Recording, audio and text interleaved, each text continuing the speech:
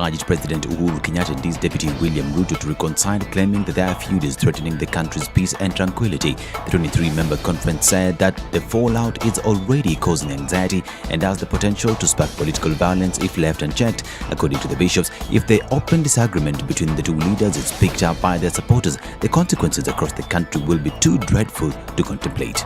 It is an open and sad reality that the President and the Deputy President of the Republic of Kenya are not reading from the same script. Maybe there are many things we don't know. We're only saying it sends a bad signal. The body language itself tells you. We are deeply concerned that if this open disagreement between the President and the Deputy President is taken up by their supporters, the trickle-down effects it could generate across the country would be dire to even contemplate. Meanwhile, the bishops have opposed calls for the removal of IEBC chairman Wafula Chebukati and the 3 commissioners at the electoral body who oversaw the last general elections. They say that the IEBC is now fully constituted following the appointment of 4 new commissioners, and therefore focus should now be on preparations for the 2022 general elections. The ongoing exchanges on the push to remove the IEBC chairman and the 3 other commissioners is unhealthy and risks derailing the process of holding free and fair general elections in 2022 August. This as the elections agency has elected Juliana Cherera as the vice chairperson. In a statement, IEBC chairman Wafula Chebukati said Cherera was unanimously elected during a meeting held by the commissioners. During her vetting by the National Assembly's Justice and Legal Affairs Committee, Cherera said she would stay put in office even if she were to encounter attempts at external interferences with her work or pressure from politicians to resign before elections. A National Assembly Speaker Justin Muthui has summoned Energy CS Charles Keter, the Energy Petroleum Regulatory Authority and other stakeholders to Parliament on Tuesday next week to shed more light on the increase of palm prices. According to the new fuel prices, a litre of petrol has gone up by 7 shillings and 58 cents, diesel by 7 shillings and 94 cents, and kerosene by 12 shillings and 99 cents per litre. 1 litre of petrol now sells for 134 shillings and 72 cents in Nairobi, diesel 115 shillings and 60 cents in Nairobi, and kerosene 110 shillings and 82 cents. Senators Samson Cherargei and Aaron Cheruiyot say Kenyans will not be able to afford higher costs due to the impact of the COVID-19 affecting their country. Mr. Speaker, explain why fuel prices are much higher in Kenya compared to landlocked neighboring countries. Yet they collect the fuel from our port in Mombasa, Mr. Speaker. Such is the matter that you invite the Committee of the Whole to sit through, together with EPRA and the Ministry of Energy, to come to the floor of this House and explain. When members of this House retreat to their constituencies this weekend, I can assure you, in every gathering that you will appear, people will want to lynch you because of the price that they are paying, even those who don't drive cars. Former Sports Cabinet Secretary Hassan Wario and former National Olympic Committee of Kenya boss Stephen Soi have been convicted of corruption and abuse of office over the Rio 2016 Olympic Games financial scandal. The court, while convicting Wario, said that indeed he took advantage of his office and had 3 other persons travel and be included in the Team Kenya and have allowances issued to them. According to the court, this move by Wario resulted to loss of public funds. The court finds that indeed there was wastage of money, people included, and that the budget for the games needs to be tailored on the need. So the court finds the first accused guilty on counts 2, 3, and 4, the acquitted in count number 1. Former Sports PS Richard Ekai Harun Komen, former Director of Administration at the Ministry of Sports Francis Kenyeli, and Prati Kimathi were acquitted.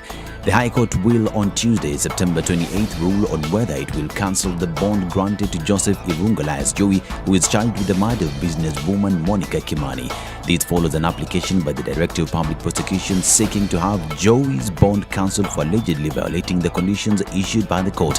In documents filed in court, the DPP submits that in June this year, Joey was involved in a fight at a club in Nairobi's Langata area and allegedly assaulted one Rogers Okunga. And Liverpool had to come from behind to win a Champions League thriller against AC Milan at Anfield. Jurgen Klopp's team laid siege to Milan's goal from the start, taking a deserved early lead when former Chelsea defender Fikayo Tomori deflected a cross from Trent Alexander-Arnold into his own net. This is Newswire. I'm Dennis Aceto.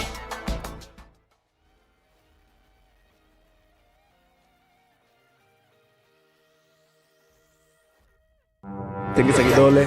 Tengisa kidole, agano kidole, agano kidole, agano. Thank you. The political class, the contestants, everybody is trying to outsteal the other. Remorse is not taught in any school. Manners is something you get from your mother. You don't get it from your political party. Why are we so unfocused as a country? Why are we spending money and resources, yet we have real challenges in this country? This coronavirus pandemic should teach us one thing, that universal healthcare is critical. Because at this point, whether you have a medical card that covers you, it doesn't matter. It doesn't matter. This is the Situation Room, the only way to start your day. SpiceFM, Nyeri. What does Thursday morning look like in your neck of the woods? It looks like traffic is already building up in some parts of the city today. Normal traffic that we expect on Mombasa Road getting out into the city centre this morning. It's red. Are you seeing red and what part of the city you are today? We'll see traffic building up on Jogo Road today, getting out into the city centre.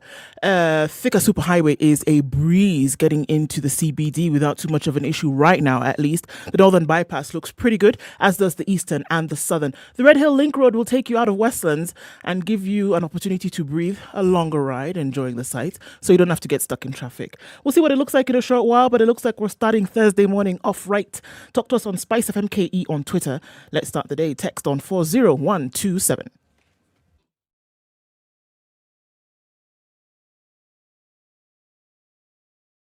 Are you ready? Okay. Spice FM.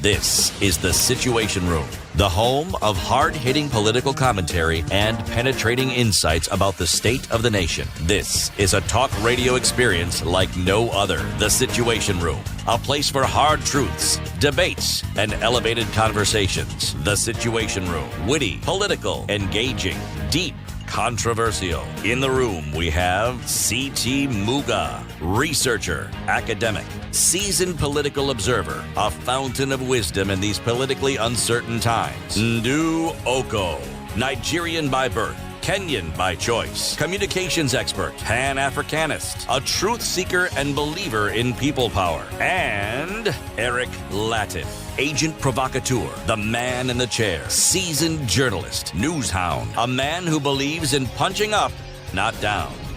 8 minutes after is the 6. Very situation. good morning to you. How are you doing? It's Thursday, the 16th day of September 2021. Yes. And what happened 2 days ago is now in full effect. Fuel prices have gone up. Kerosene prices went up by 12 bob. 12 shillings a litre for a litre of paraffin.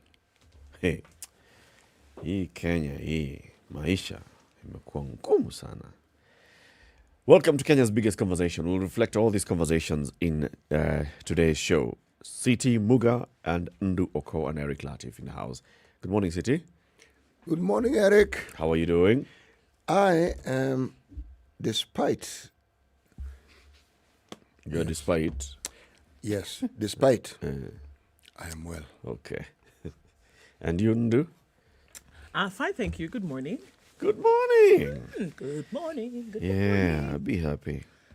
Bright-eyed and bushy-tailed. In everything, give thanks. Be magnified, O Lord.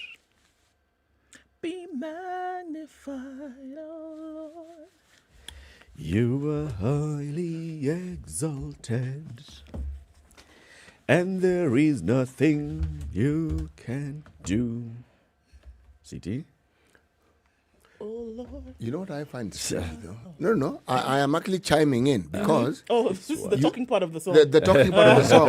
Yes. This is a Don Boyan song, not a Kirk Franklin song. This is the talking part of the song. Huh? Yes. What do you find? What I find interesting is how it is trials and tribulation bring about a song in the lips and the hearts of the believer and the non-believer alike. Yes. It's all about a song. Whether it's a song of war or a song of joy, but it brings a song. Yeah. Everybody's got a song. Every penguin's got a song. So, Yeah, things are going to change. One day, things are going to change. You know what I'm thinking about? And everything, just like that. There's another song. There is, today. Miaka yote iliyoliwa na nzige itarudishiwa. Actually, yes.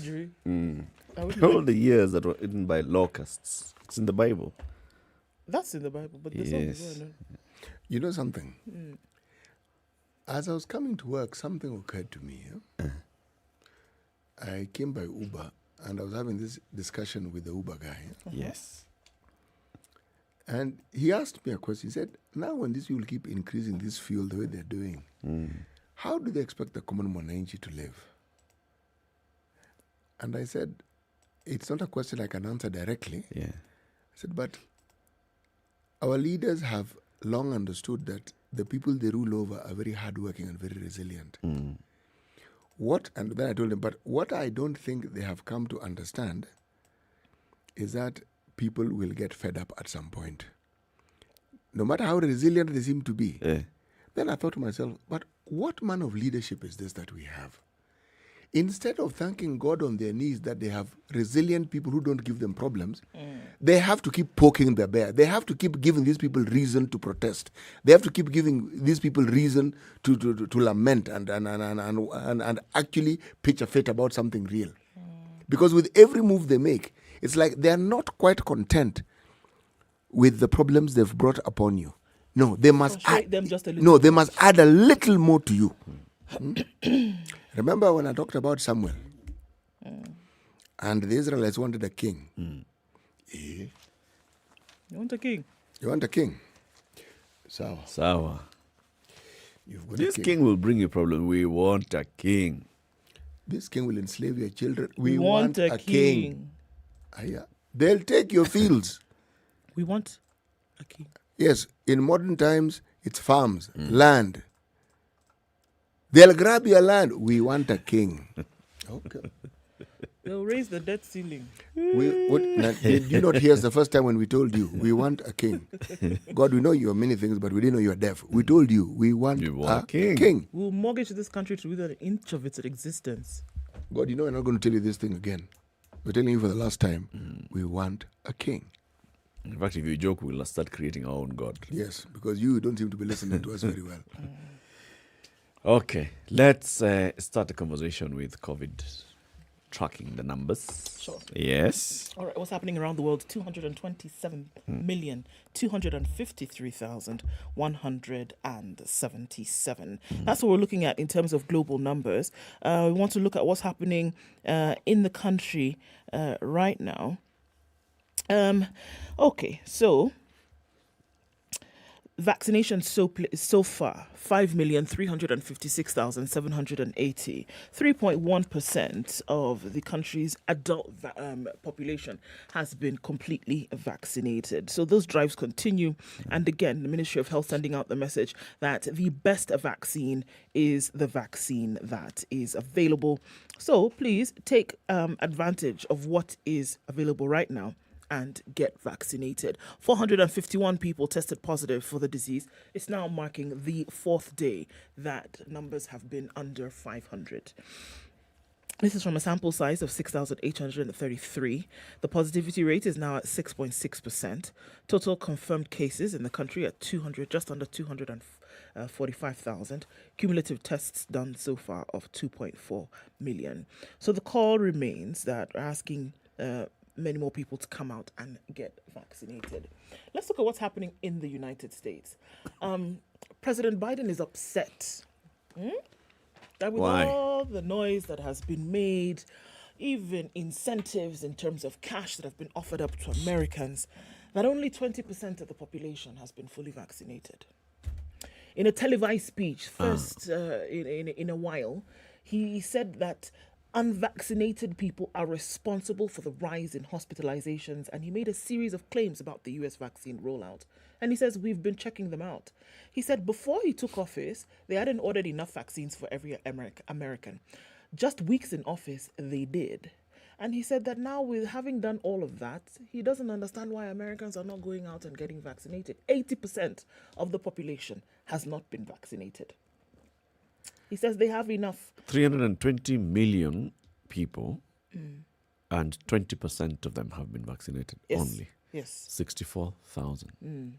64 million. 64 million Americans have been vaccinated. Right. And he's not happy with this. He says he's announcing a new plan to require more Americans to be vaccinated. And he has said that now it's almost going to be mandatory in what he's asking. But he's going to have a very difficult time with this because Americans and the trampling of their freedoms is a big deal. You will not be able to put anything in law where you are demanding them to come and get a jab in the arm. So convince them. That's what they're asking for. Yes. Convince them that it's necessary. So he has not told us exactly what the plan is, but he says that they're coming up with something and that they're going to announce it in the coming days and what they're going to do to make it, for Americans to realize their responsibility when it comes to being vaccinated. Because they, the unvaccinated Americans, and he was very clear in this, are the cause of the rise in hospitalizations and the infections of COVID in the US. This COVID thing is actually showing that it's not about the leader, it's about the people. The people in America, it's about them. Biden took office, and as soon as he took office, he said, we are going to work with the states and we're going to distribute vaccines to all the states, working with, I'm just going to roll out a new machinery that's going to distribute the vaccines. Now he says, yes, even by the time Trump was leaving office, he had not purchased enough. He had purchased about 500 million doses, Trump. But with a population of 320 million, that is not enough. I don't know, 320, 500. I don't know. It was not enough. He has purchased more. Yes. But still, so many months down the road, only 20% of the population in America has been vaccinated. Yeah. He's been previously... And this is not about, it's not the partisanship. It's not about Democrats and Republicans. No. It's basically American population. Absolutely. Previously, he's been opposed to making it mandatory. And he said, look, I don't want to say that I want this to be mandatory. It's looked like he had to be very careful about what he has said. But one of the parts of this supposed plan, which he's going to roll out in the next couple of days, is that federal workers, all federal workers in the United States, for example, should be vaccinated by virtue of the fact that you will be working in federal and public offices. So because of that, get vaccinated. It's not going to be a question. It's a requirement that includes millions of federal workers to get vaccinated. Previously in the private sector, they allowed workers to be tested twice a week. He's removing that option. And he's also requiring that all workers at large private companies be vaccinated or face weekly testing. You're not going to be vaccinated, we're going to test you every week. So White House Press Secretary Jen Psaki had said, that's not the role of the federal government. It's the role of institutions, private sector entities, and others. So they're now passing it on. But federal workers might have to face this requirement in the coming days. It's going to be a tough one. Even that requirement for federal workers, that requirement for testing, double testing for private institutions. We are talking about the same people who know vaccines are available. Walk anywhere, you'll get the vaccine, and they're not getting it. They're exercising their rights. Yeah. And maybe their government needs to understand why is it that people are so hesitant to this. 20% of Americans. And this is a population who, without even thinking or blinking, every year in February, March, goes out to get the flu shot. Yeah. Every single year. 87% of Americans are vaccinated against the flu every year. And now 80% and have not taken the COVID vaccine, which is freely available. Right. Something the government should actually just think, why is it that Americans are so hesitant to the COVID vaccine? Why? It's not for lack of information. It's not for lack of knowledge. It's not for lack of experience of what's happening. It's none of that. Flu, they get. This they don't. They understand. This COVID. Too many variables jumping up and down within COVID. Too many voices. Too many things to consider. Flu is flu. There's not too much to consider. It's flu. You know its season. You know what it does. You know how to avert it. This one, Mara, it was a Chinese thing, then it wasn't, then it was this. Now, just when you're beginning to think you figured it out, they've brought in variants. Yeah. And just when you knew it was an Indian variant, it was a South African variant, now they've called it Alpha, Delta. Gamma, Beta, Delta, and you're figuring, you know, against a backdrop of a situation where the country has had a very divisive election, okay? People are polarized, they've taken sides. The issue of an individual's rights become even more. Let's take a break. It's 21 after 6. A very good morning to you. Live streaming on SpiceFM KE, YouTube, Facebook, Twitter. In addition to being live across the country on SpiceFM. Good morning.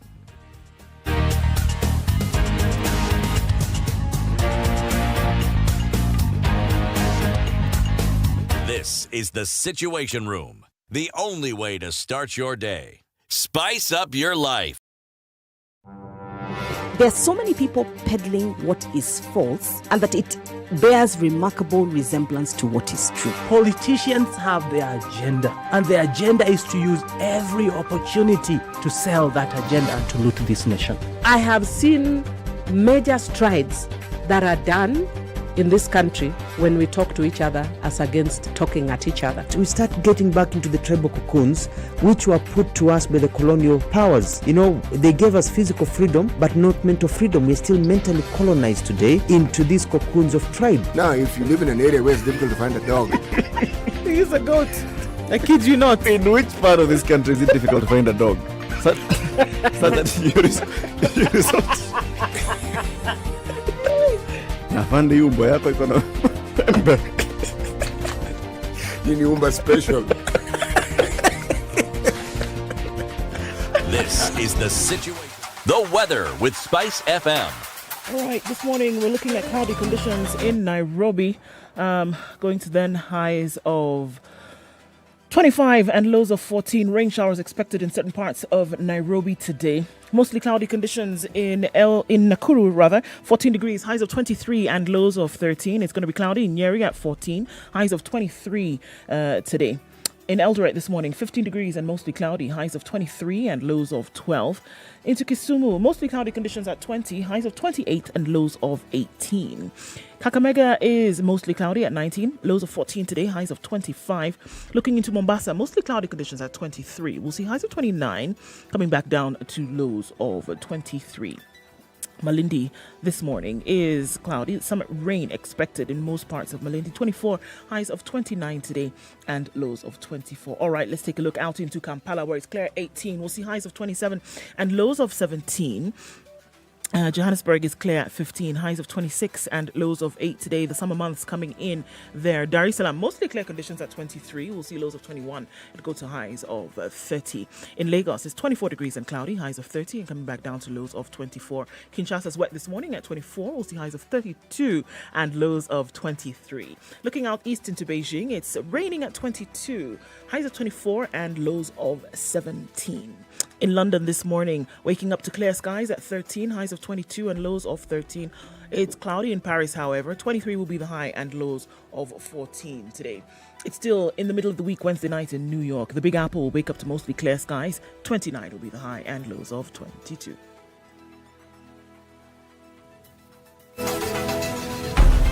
Spice FM. Spice up your life. Mature, intelligent talk every morning. Spice up yourself.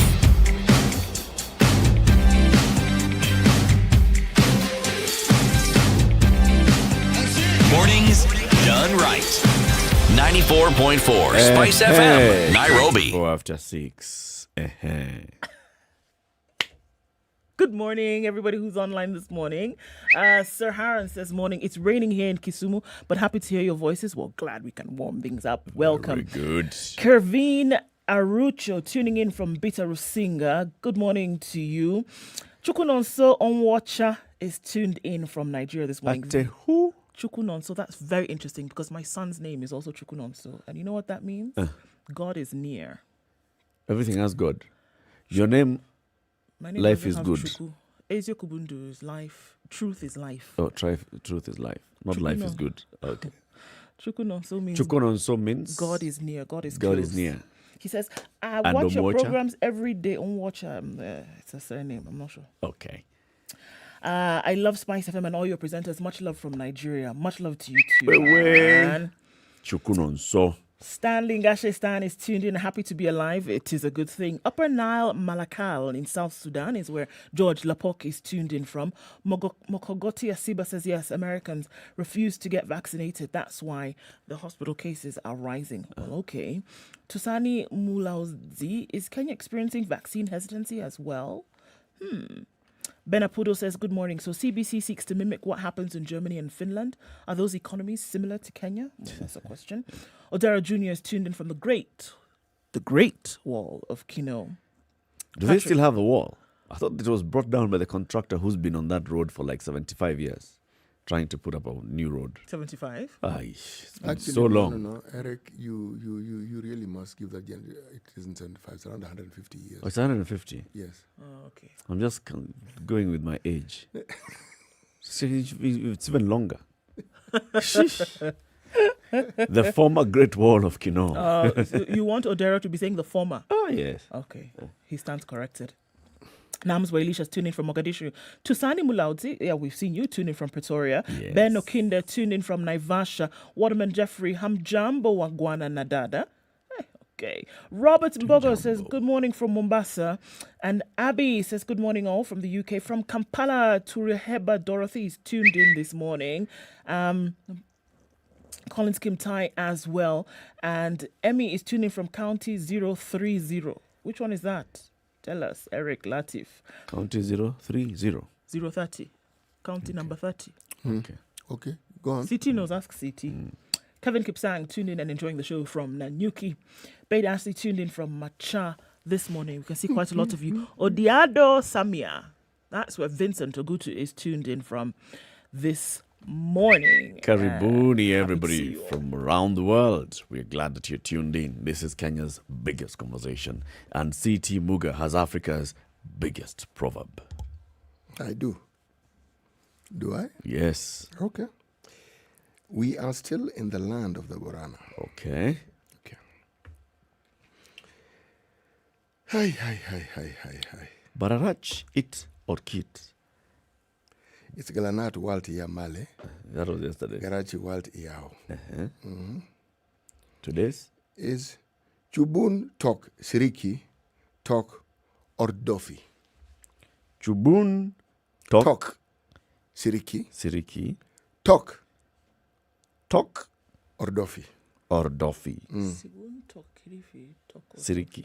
Siriki. Chubun Tok Siriki Tok Ordofi. Yes. There's a lot of chu in Kiborana. Yes. And wa.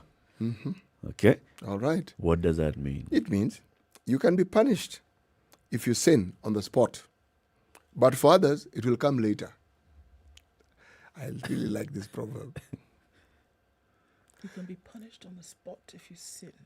But for other what? Other people or other sinners? Other sinners, the punishment can come later. Oh, right. That was what you would prescribe. Yes. Now, good. You got it. Got it. When I first read it, I figured what on earth. What is?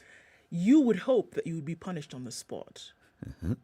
But for others, it will come in time. Wait and see. So you would hope, right, that you serve this punishment quickly and get it over with.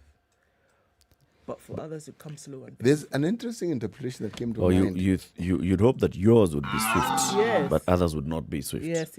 Or you could actually consider that in your mind, you hope that when somebody makes a mistake or somebody does something wrong, the punishment would be immediate. But then when you look at what happens to other people's lives, it's like it always comes later. Remember the phrase that we use in the English language, you'll get your kamapans. In Kiswahili, you say malipo ni? Mjukuu. Yes, both correct, by the way. Oh, is it majuto? Majuto is mjukuu. But malipo ni papa hapa. Yes. Yes, mjukuu. Majuto ni mjukuu. Malipo ni papa hapa duniani. Yes. Okay. It'll come. It will come. You may not think so, but it will come. Okay. Chubun Tok Siriki Tok Ordofi. Yes. Thank you. Let's take a look at the headlines. In both papers, there's a big headline in The Nation. For Rio loot, sports minister faces jail.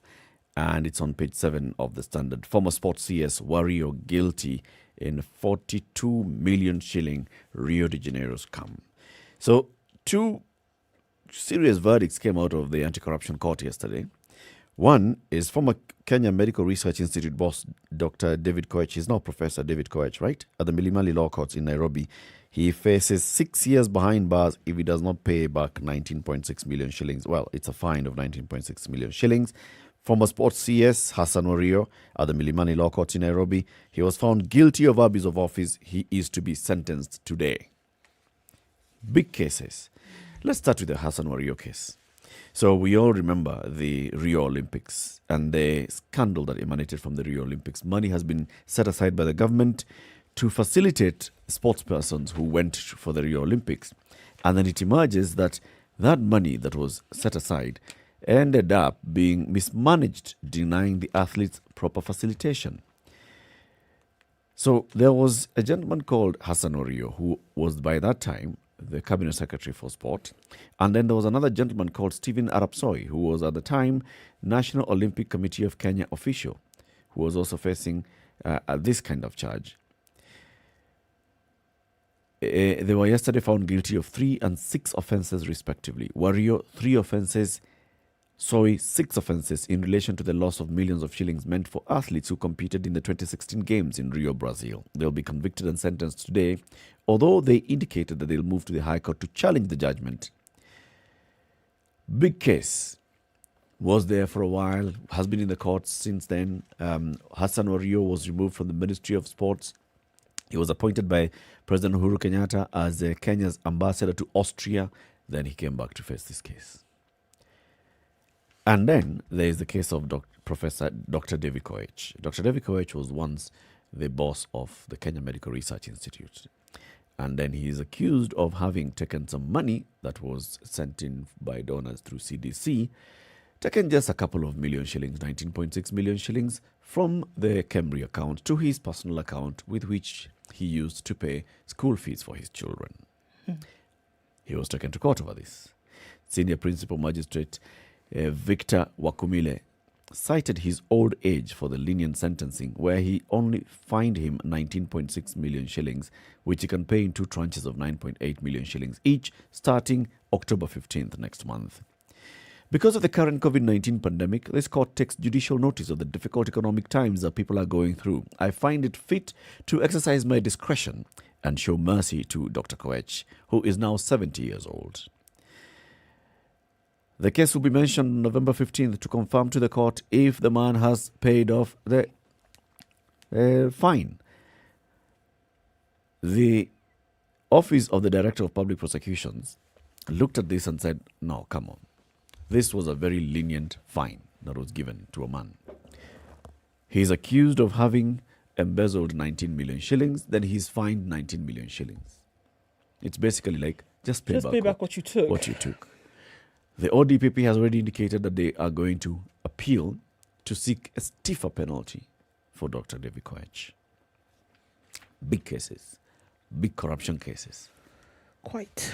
By coincidence, just sheer coincidence, today the Chief Justice of the Republic of Kenya, the Honourable Martha Koome, will be launching her strategic vision for the judiciary in her tenure. Things do fall into place like dominoes, don't they? Yes. And they have the headlines there. So let's just take a quick break before we look at the other papers. It's okay. So we can take a look at traffic and then we look at more headlines. Good morning. This is Kenya's biggest conversation. It's the Situation Room.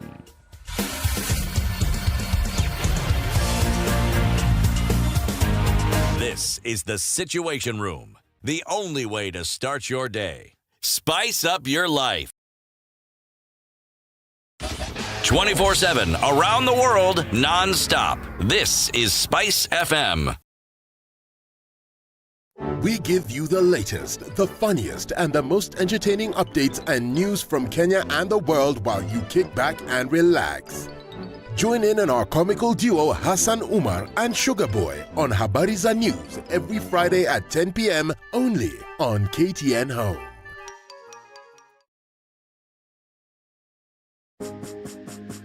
The opportunities are here. Project X, the biggest youth empowerment project in Africa for young creatives, is here. Are you a model, a fashion designer, or a performing artist? Then this is the opportunity you have been waiting for. Register now for the opportunity of a lifetime by following at Opportunities Are Here on Instagram and The Opportunities Are Here on Facebook for more information and the registration link. Online selections begin on the 12th of October and registration closes on the 22nd of October. The Opportunities Are Here is a project by the Ethical Fashion Initiative in partnership with the European... So we're getting into traffic hour early today. Let's just wait and see. Traffic has already started to build up on Mombasa Road heading out into the city today. Inbound is quite the thing, and it's going to take some time to get out of this one today. The ICD route for now, before it gets sticky, is looking like one that you can use and then use the southern bypass to get out. Okay. We're also looking at traffic building up coming out of Westlands. Yesterday, people were told today to avoid the Thika Superhighway.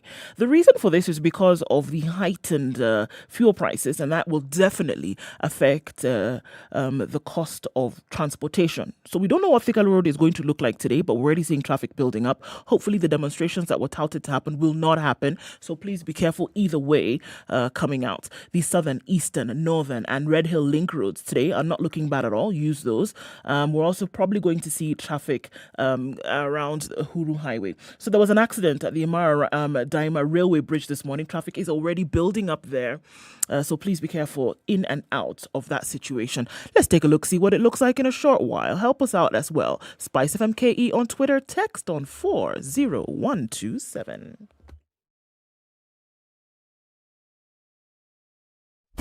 Classic soul, R&B, smooth jazz, neo soul, and nostalgic ballads. Make some noise. Yeah. You're listening to Spice FM. Mature, intelligent talk every morning. Spice up yourself.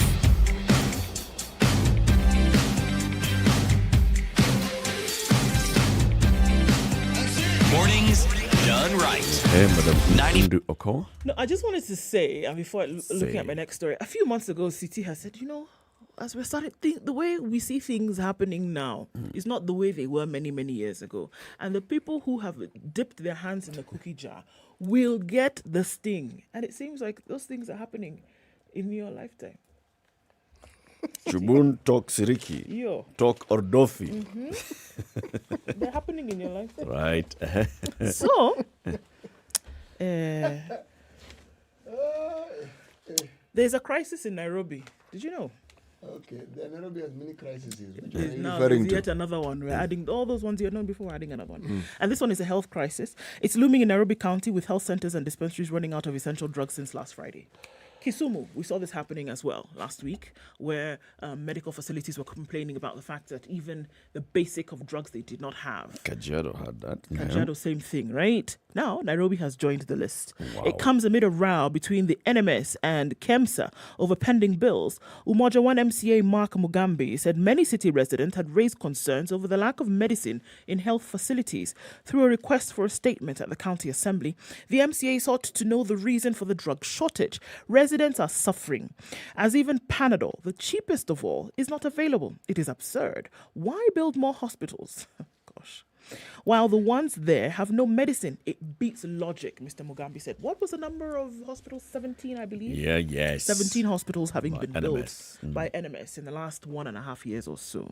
He said patients are being forced to turn to private hospitals, which are expensive and beyond the reach of most residents. Poor Nairobians are now being forced to dig into their pockets to buy drugs. Those who cannot afford them have been left with no choice but to suffer.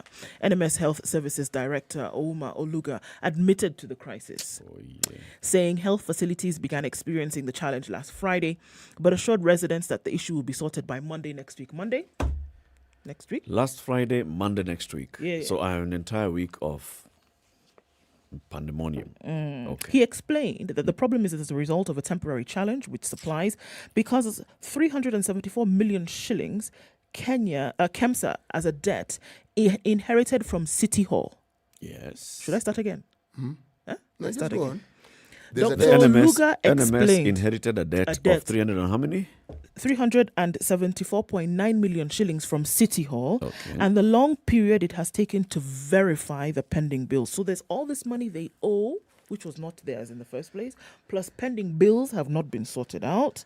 KEMSA also wanted the City Hall debt that had been inherited by the NMS to be cleared as well. Actually, you know something?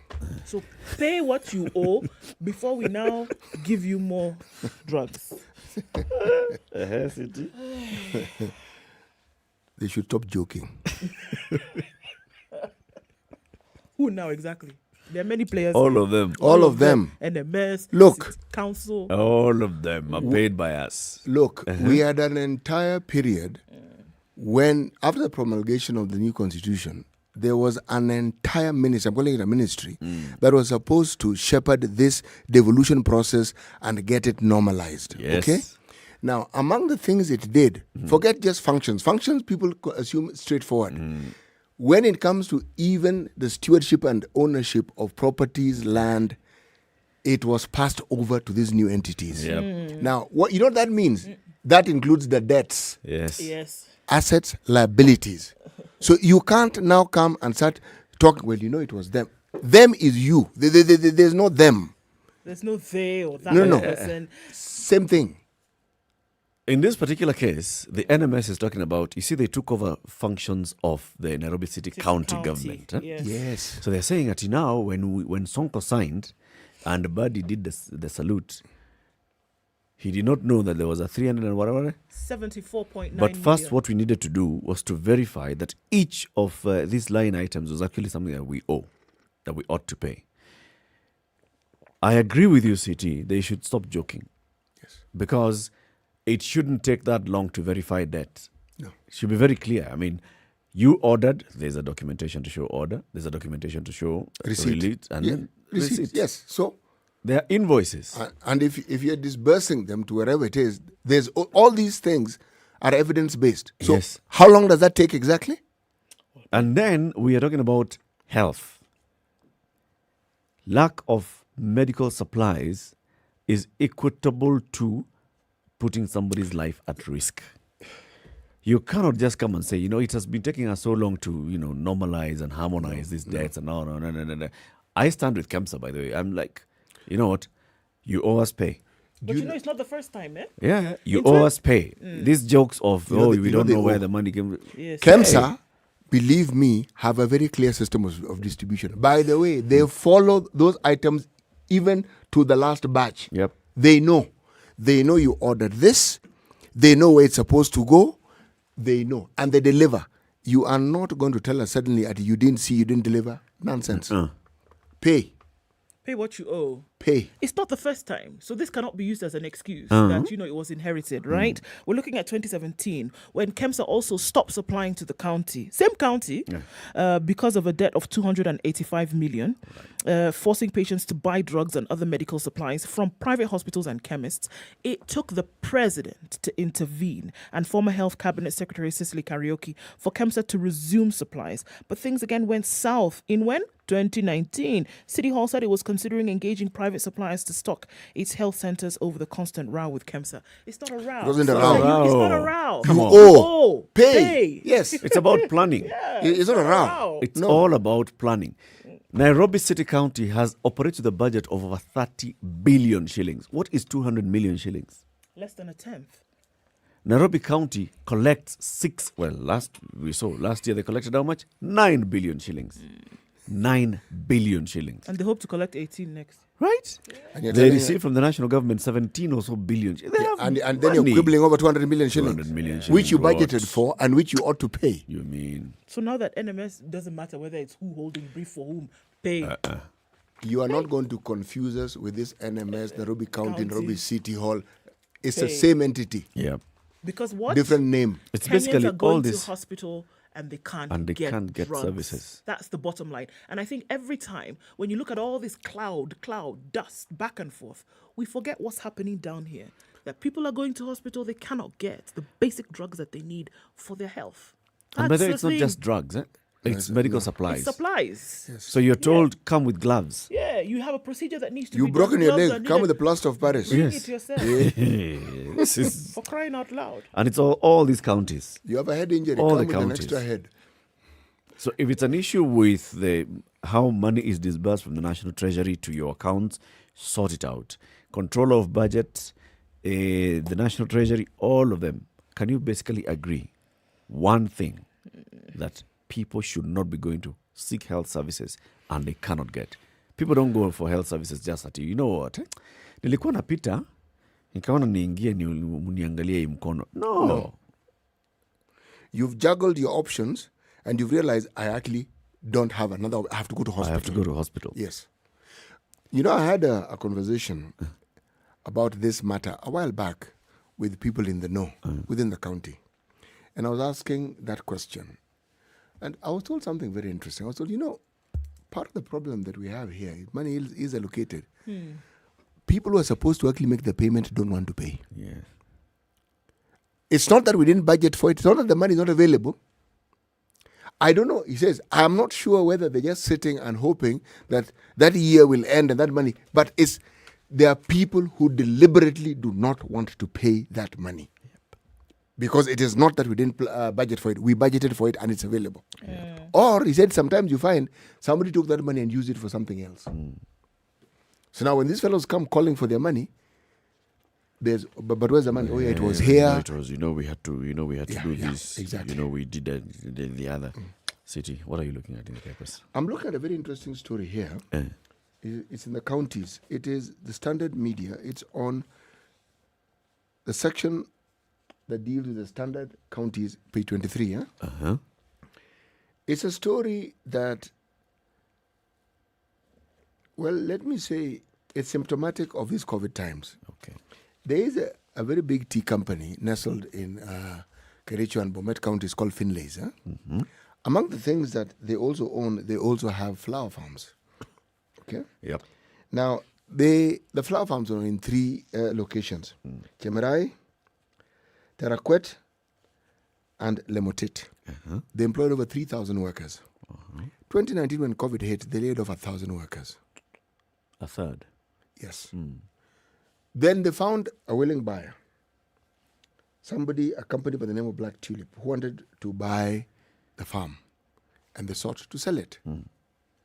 The governor of Kericho was up in arms and said, no, you cannot just sell that farm without consulting us. What happens to these workers? How sure are we that their interests will be taken care of? How do we know that all these workers will have dues paid to them? When I read the article, the one thing that I didn't see in the article was, have Black Tulip, who are the new buyers, indicated that they are going to lay off these workers? Have they indicated that they're going to shut down? But I mean, why buy the farm to shut it down? It's a flower farm. And these fellows already own several flower farms in the country. Okay. So this is not the first one. Then I looked at the laws that relate to selling property that is on a leasehold property. Actually, there really is no issue with selling it.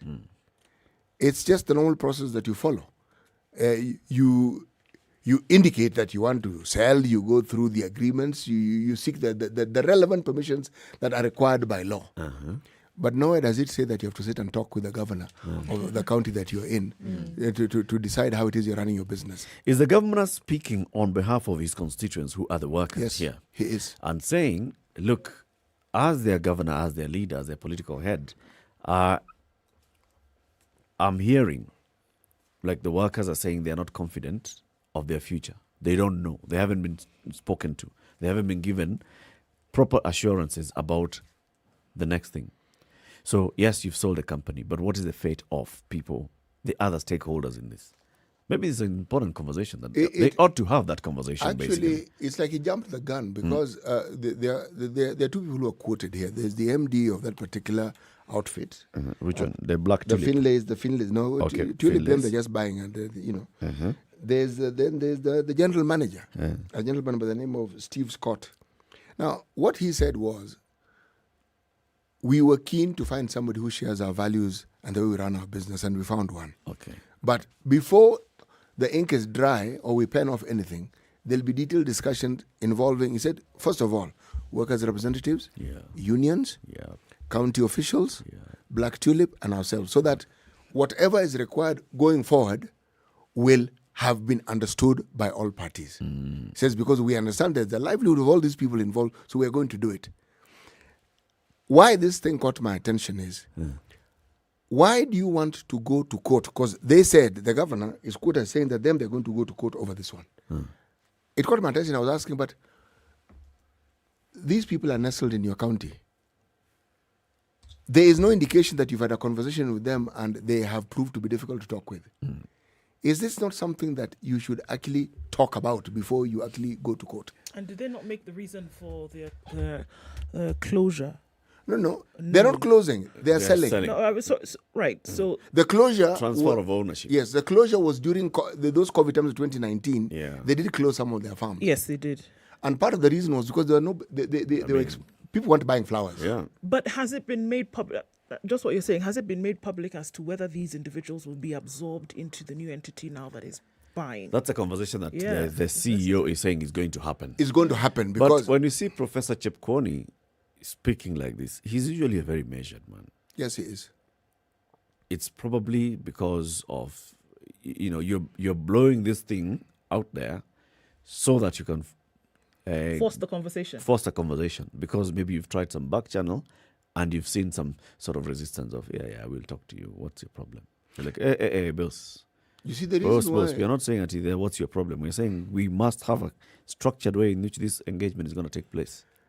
This is not a conversation about the flower farm only. There have been very many conversations about these privately owned tea companies within that same county. Yes. The two counties of Bomet. This is really where I was going with this discussion. There's Bomet, Nandi, and Kericho. Yes.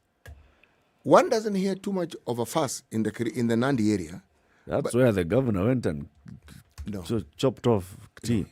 That's the governor. There's activities of a criminal nature that are being perpetrated by a governor. And then there's the larger issue, not just of ownership, because at the heart of these discussions, from what I see, is one of ownership. They're private companies. Yes, we understand. They're owned by private individuals. And this is my take on it.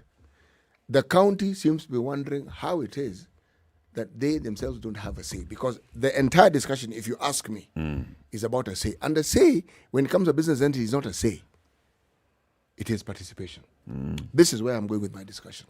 We call it inclusivity. Yes, it is. It's about inclusivity. And you know something? It is good thinking on the part of the governor. Okay. Because there is nothing that prevents you from having a stake in an industry that is nestled in your county. Yeah, and a big employer. Yes. No, massive. In fact, the biggest employer in that particular county are the tea farms. Yep. Yes. Let me take you to Kwale County. Okay? You know this place called Samburu? Samburu. Yes. As you're heading towards Mombasa. Taru. Around Samburu. there, Taru, Sarumburu area. Yes. Go in. There's a village called Baisa. In Baisa village, so the people who live in Baisa village are basically pastoralists. Live in a sparsely populated area called Baisa village. Houses are few, they're about 40 kilometers from the Savo East National Park. Houses are about 500 meters apart. In this village, there is a woman whose name is Saumu Sodama. Saumu Sodama woke up on Tuesday and went to look for casual work nearby. Like any other ordinary parent, Miss Sodama did not want to see her children left home go hungry. You know, there is drought in this area. She has kids. She has a 1-year-old, a 2-year-old, she has a 4-year-old, and a 6-year-old. 1, 2, 4, 6. She left the 1-year-old and the 2-year-old at home. Went to look for casual work so that she can get money so she can come and feed her family. She left the 1-year-old and the 2-year-old at home. And the 2-year-old. Was there anybody else? And the other 2 smaller kids were there as well. Okay. She was called by neighbors and told, come back and come in a hurry. Went back home, asked what's up. A pack of hyenas had invaded the village. This is Baisa village. They had entered Miss Samia Sodama's house. She says, when I arrived home, I found my 2-year-old son had been attacked and eaten by a hyena. The boy was badly mauled and I could barely recognize him. The body was in the house, lying in a pool of blood. Villagers were already out chasing the animals. The situation was very ugly. I only hugged my son without uttering a word. Nearby, the 1-year-old child, a girl, lay lifeless. She had been eaten by the hyenas. This is just one incident here. The animals had also attacked other people in the same village. They had attacked a 65-year-old man in the homestead and 4 villagers who rushed to his aid. Those are admitted to the Kinango Sub-County Hospital. The animals attacked then when most of the villagers had left to graze their animals in a forest adjacent to the park. Miss Sodama's house, which is surrounded by shrubs, is at the farthest corner of this village, which is roughly 500 meters away from the next house. When the nation team visited Kinango Hospital, it encountered a number of people nursing injuries inflicted by wild animals recently. Some had been trampled by elephants, others were gored by buffaloes. Others have been eaten by hyenas. 2 children eaten by hyenas. Their mother had left to go look for something to feed her kids. The rest of the villagers were also in this very dry area, leaving to go and graze their animals. The animals from the nearby Savo East National Park are leaving the confines of the park because they're looking now for where else they can get food and water. So they stray into the villages. The Kenya Wildlife Service Coast Manager says, in the meantime, we'll give the affected family 30,000 for each of the children killed as a consolation while we process compensation. It's a horror story. Hyenas. You have left, you come back and you find your kids have been eaten by wild animals. You had nothing to feed them anyway. As we're talking about drought being a national disaster, this is exactly how it plays out. It's not just about, people need to be called so they can queue and come and receive food. It's about all these things. The animals in the park need to be fed. The people need to be fed, and they need to be protected from the animals that are going to leave the park. It's a whole ecosystem. Yes. Now, what is our government doing? Crickets. It's a nice way to end the hour, isn't it?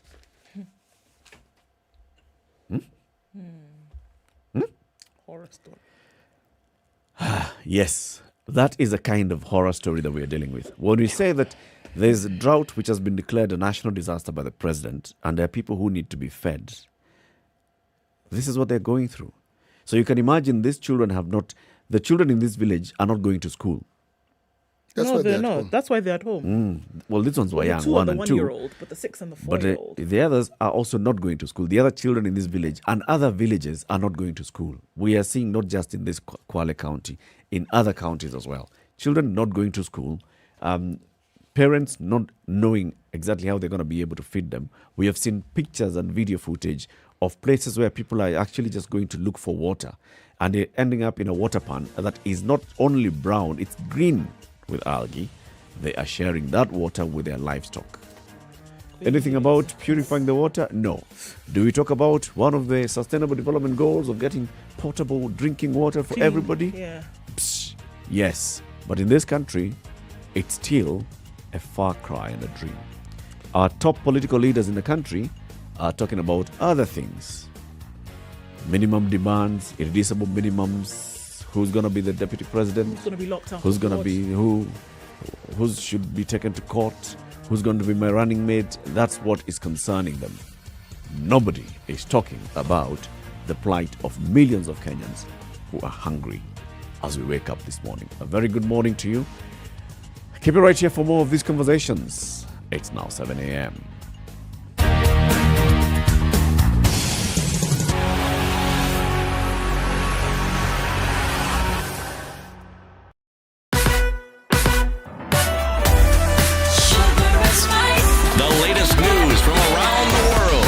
94.4 Spice FM.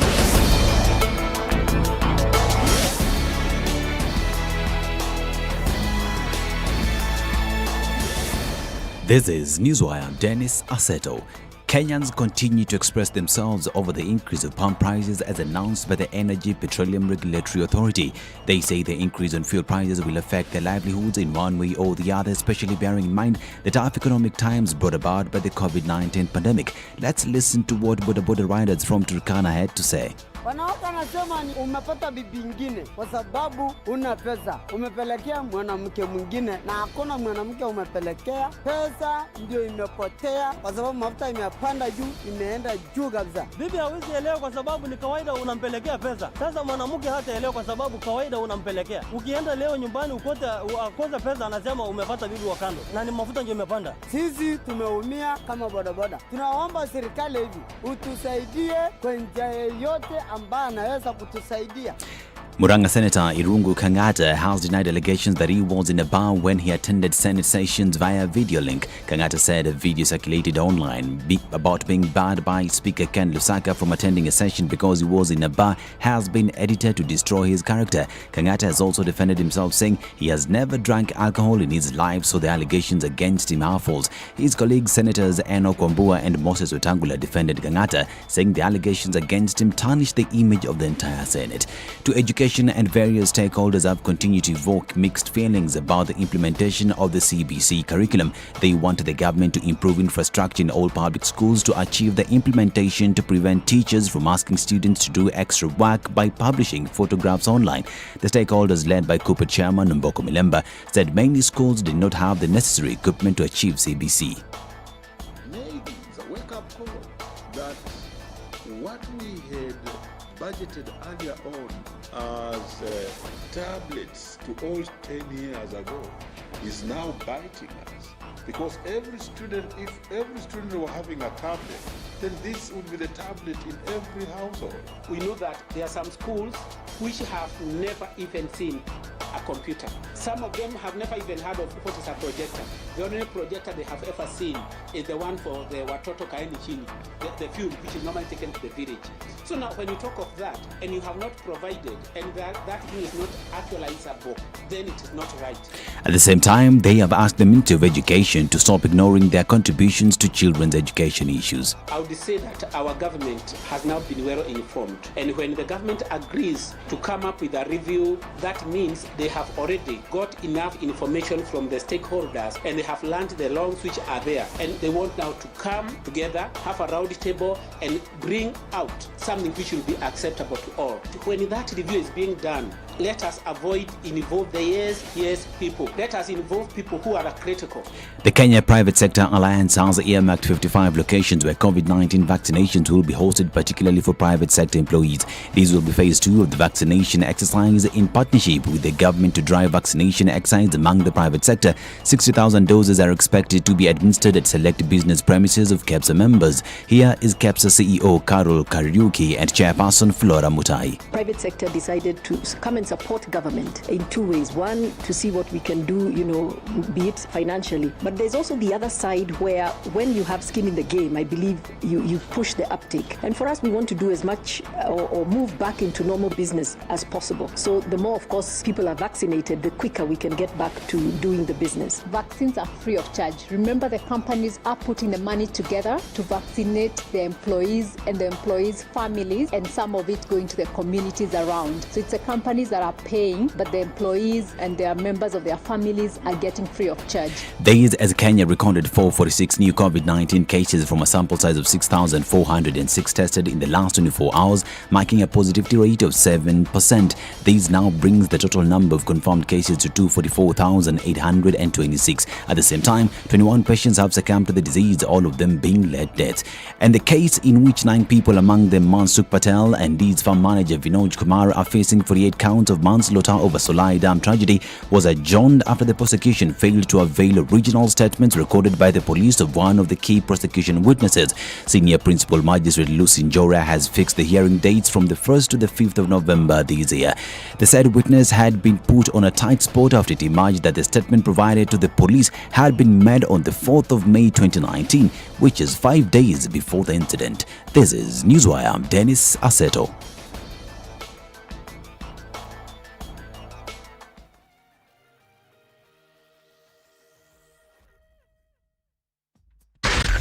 SpiceFM, Nakuru. Smooth sailing on Jogo Road this morning, going out into the city, spilling over onto Landys Road at the Kamkunji roundabouts, where I see a little bit of traffic. And again, this Thursday morning, all roads seem to be leading into the CBD. Coming out of Westlands is where you'll see red today. That ramp area still closed off getting into the city, but folks are going to have to go round using Muthui Road and then out in order to come in. Langata Road looking pretty good this morning for a change. We will see we're in the middle of traffic hour in a few minutes now. But at the moment, it's looking pretty good. Aerodrome Road connecting with the Huru Highway at the roundabout, not too bad there. Bunyala Road roundabout also looks pretty good.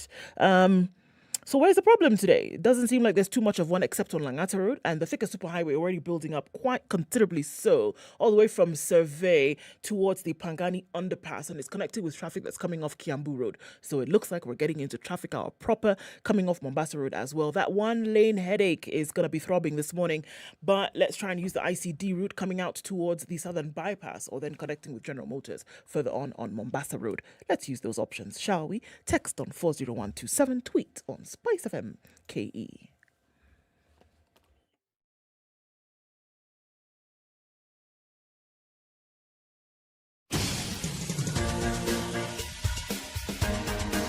This is The Situation Room, the home of hard-hitting political commentary and penetrating insights about the state of the nation. This is a talk radio experience like no other. The Situation Room, a place for hard truths, debates, and elevated conversations. The Situation Room, witty, political, engaging, deep, controversial. In the room, we have C.T. Muga, researcher, academic, seasoned political observer, a fountain of wisdom in these politically uncertain times. Ndu Oko, Nigerian by birth, Kenyan by choice, communications expert, Pan-Africanist, a truth seeker and believer in people power, and Eric Latif, agent provocateur, the man in the chair, seasoned journalist, news hound, a man who believes in punching up, not down. This is It's the 7 after Situation 7. Room. Good morning. It's the 16th day of September 2021. Wherever you're tuned in from Kenya, around the country, from around Africa, we've got South Africa, we've got Nigeria, we've got Ghana, we've got Malawi. Where else? We have everywhere. Zambia. Botswana. And then outside the continent, we have New Zealand. Who's that in New Zealand? Noella Noella Nyamu in New Zealand. Good morning, Kiwi. Well, what time is it there? Should be afternoon. It's afternoon, 8 hours ahead from now. It's about 3 o'clock. Yes.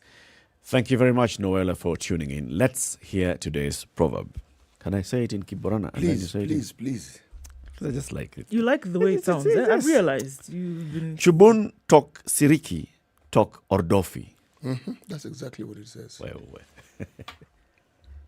That's exactly what it says. Uh-huh.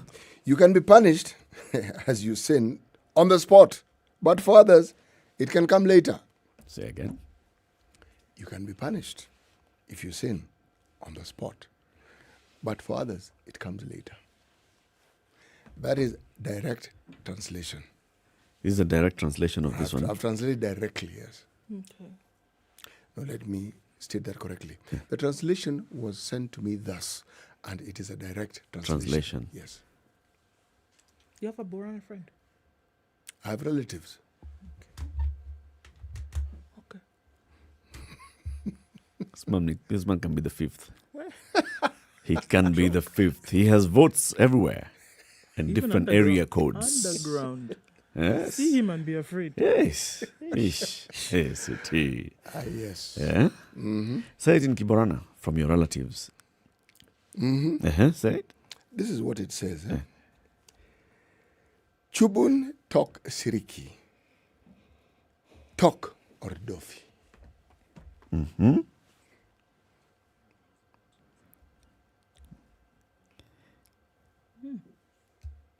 You know, the thing that I keep observing as I look and research on Proverbs is just how much a proverb tells you about its origins and the people who populate the area from which that particular proverb emanates. Right. Yes. Right. Tells you their thinking, tells you their understanding of life, tells you. But there's something that I also notice about, literally every proverb I came across, there is always a reference to God. Always. The acknowledgement of a supreme being. Yes, always. I have looked, first of all, on this continent. There's always a reference to God. The Almighty. There's always. Yes. Now, let's reference God here and ask him to help us, because the price of fuel has gone up. Yes? According to the latest figures released by the Energy and Petroleum Regulatory Authority, they set the new price cap. So let's give the background. First, there's a law that was enacted in 2019, Section 101Y of the Petroleum Act 2019, Legal Notice number 196 of 2010, and the Legal Notice 26 of 2012. The Energy and Petroleum Regulatory Authority is required to calculate maximum wholesale and retail prices of petroleum products, and they take effect for a month. Yes? And they then announced that fuel prices are going to be changing for the next 1 month.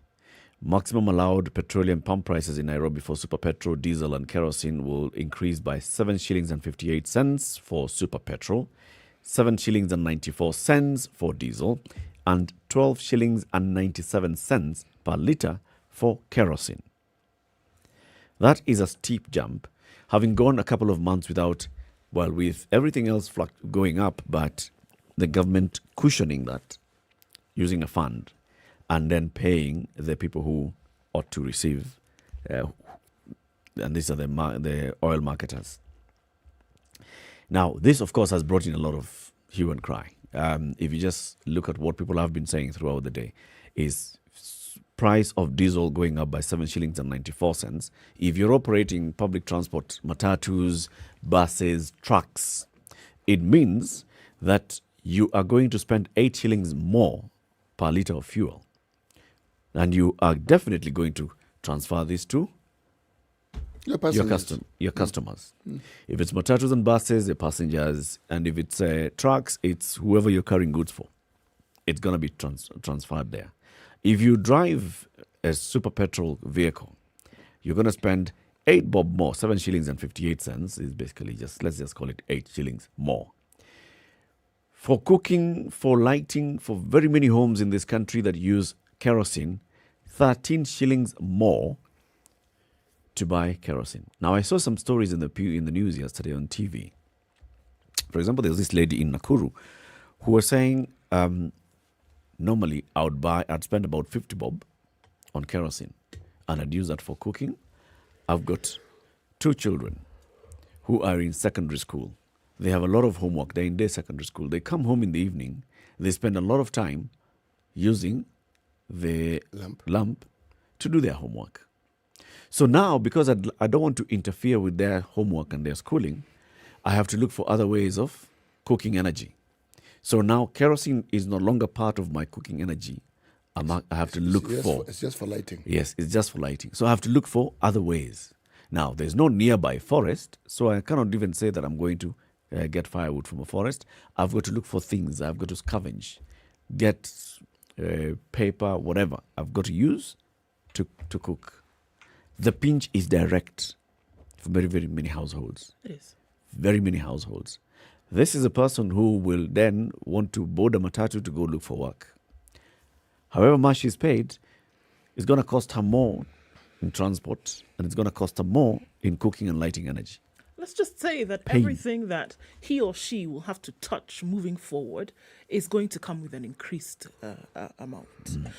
So imagine if your day ended on the 13th of September, right? And you knew that this is what a lot of people do, that you had budgeted your 100, your 200, your 500 shillings, and you knew that this is what it was going to cater for. You knew that you'd be able to buy certain portions of food. You knew that this is what you were going to spend on transport. You knew that having spent that amount, then you are going to walk back, which is what a lot of people do. Either you walk to, and then you take a vehicle back, or you take a vehicle to, and then you walk back. Now, with the increase of these amounts, this means that it will eat into every single activity that you perform the following day, not the following month, because a lot of these organizations are not waiting for this idea of an increase of almost 8 shillings to settle. It is immediate, and it is a direct injection into the following activity. So you go and you're going to buy the oil that you need, the kerosene that you need. You're going to buy food thereafter. You're going to then buy your little portions here and there. You're going to use public service vehicles. Every activity you will engage in the subsequent 24 hours would have been affected. So even if you planned to use a certain amount, it is going to be eaten into by at least 8 shillings. By at least 8 shillings. So if you had 100, you're already down to 92. From that kerosene that you had to buy, from the fuel that you had to buy, you're already down 8. And it has not taken into consideration that the other consumables will be affected by this costing. Yep. This is direct. We're not talking about something in the future, or maybe it will. It will affect. The cost of transport in the next couple of days will go up. People using public service vehicles will have to then, collide with an added amount in what they will spend for transport. Everything that you touch will be affected, whether we like it or not. It's going to happen. We will go in the next couple of weeks, next couple of days, see prices for food in supermarkets rise. And whether you want to say that, okay, maybe it could just, it'll just be a bump of 2 to 3 shillings, you won't feel it. You'll feel it. This isn't a bump, huh? You feel it. This is when you ask yourself, the people who make this decision, do they actually live in this country? Do they at least have even the slightest inkling as to what the common Mwananchi has to go through on a daily basis just to survive? And I'm not talking about the Mwananchi in town. No, I'm talking about the Mwananchi in the country. Yep. I'm not talking about those in these drought-stricken areas who, because of the problems that we are having their children eaten by hyenas. I'm not talking about those. I'm talking about those who are just going about their day-to-day business without any impediment, just trying to eke a living and trying to live. With what has happened, you increase the price of fuel. Okay. Many people buy what they need to subsist. What you bought yesterday. Yep. So then what do? You go without. Yes. People have been going without. People have been eating a meal a day, some half a meal a day, because of COVID and because there are no jobs. Now, what do you think is going to happen with this? There's a very little that you had and that you were surviving on. That too will be eaten into. And so then you have to make a very difficult decision or enter into a difficult situation where you're making a decision to now go with even less in order to survive. You go with less to survive because it's not a luxury, it's a need. So what happens is that you already had little with which you were using to live. And that very little now is being eaten into even more. So you make the decision to either go without for some, or everybody goes with much less. I remember some of the prudent planners whom I came across when COVID first hit in my discussions with them. The discussions arose because, one, I know a relative of mine told me he needed to move his family back home. And of course, I raised many questions and I talked and asked him if I could talk to some of his friends. See, this is what they did. He says, look, I have a house at home. There's a school nearby. My children are going home. One came back And they were now sharing a room.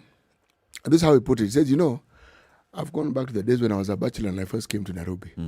I'm sharing a room with a friend of mine. And I've had to move from the area I lived in into an area which is almost a slum, but not quite, because I can afford the rent. And I'm affording it because there are two of us paying for that rent. Now, I was thinking, as we're talking about these individuals, and I'm thinking now, you've suddenly increased their cost of living. And I'm thinking, they had taken a prudent step on how to survive in the city. In that one step, you've actually made survival in the city near impossible right now. Okay. And by the way, it's 134 shillings in Nairobi. It's around that figure in those areas where there's a pipeline depot nearby. There's a pipeline depot in Nairobi, 134. There's a pipeline depot in Nakuru, 134. There's a pipeline depot in Eldoret, 135. In Kisumu, similar. Now, do you know how much it is costing for you to fuel in Mandera? Please tell us. 134 plus 13? That is 147. That's how much it's costing. A litre of fuel in Mandera, 147 bob.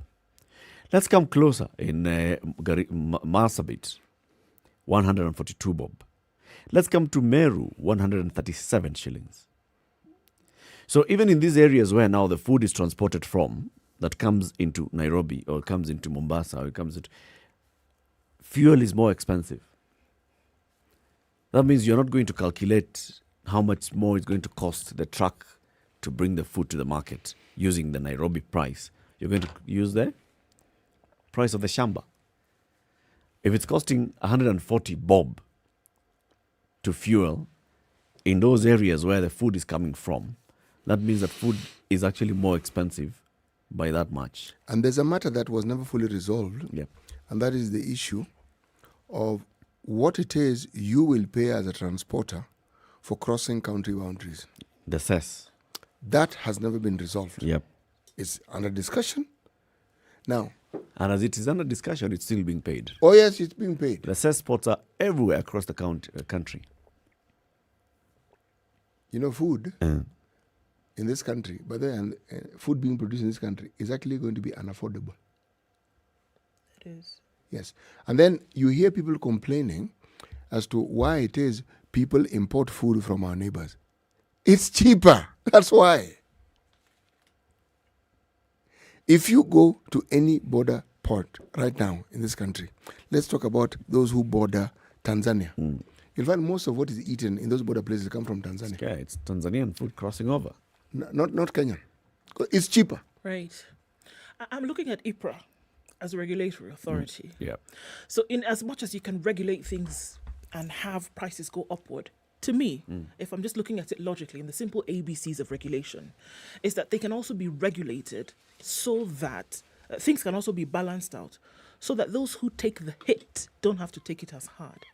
So when you're raising the prices and you say that we're going to add on top of what was already a high price by another 7 or 8 shillings, that you could have done this so that you can, in the process of regulation, make it so that the end users who are the majority, the suppliers that they're giving this additional, how much was it? The suppliers that are earning a 13 shillings, 12 shillings, right? There's a way it can be done so that the majority of the people who are the end users, and more in number significantly than these suppliers, who they will buy and you will make a profit anyway you will. There is a way in which it can be done so that they don't take the hit as hard. And I'm saying at that regulation point is when this ought to be considered. It can be.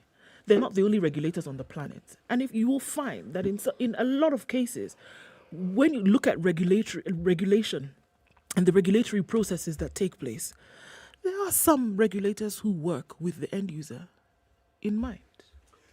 Well, one of the things that also happens with countries that are mindful of their citizens' welfare is that the government protects the consumer. For instance, if you know unga is staple, you subsidize it. Make so it that next to nothing. make it, yes, so that people can afford to buy it. If there's something else that you consider staple, you see, you don't have to keep making money because you raise the prices. You can make money on the volumes. If it is cheaper, it means more people will buy it. This is really very simple economics. But, it's not that our people don't understand it. No. It's the thinking that these beasts of burdens who are called the Kenyan taxpayer and the Kenyan citizen has no limit how much he can bear. So just keep burdening him, and her. Just add. These fellows, you think of donkeys. This is a super donkey. Just add. Just keep piling it Just keep piling it. These guys will be able to find a way around it and they'll work. They can stomach it. Even the tightest of rubber bands one day will snap. Yeah, it's true. There's always elasticity comes to an end. Yes. There's always so much that you can stretch. I hear what you're saying, Ndu, about the regulator. I don't have a bone to pick with the regulator, really, per se, myself. Nor do I even have a bone to pick with the oil marketing companies at this particular point. You know why? Because I look at it this way.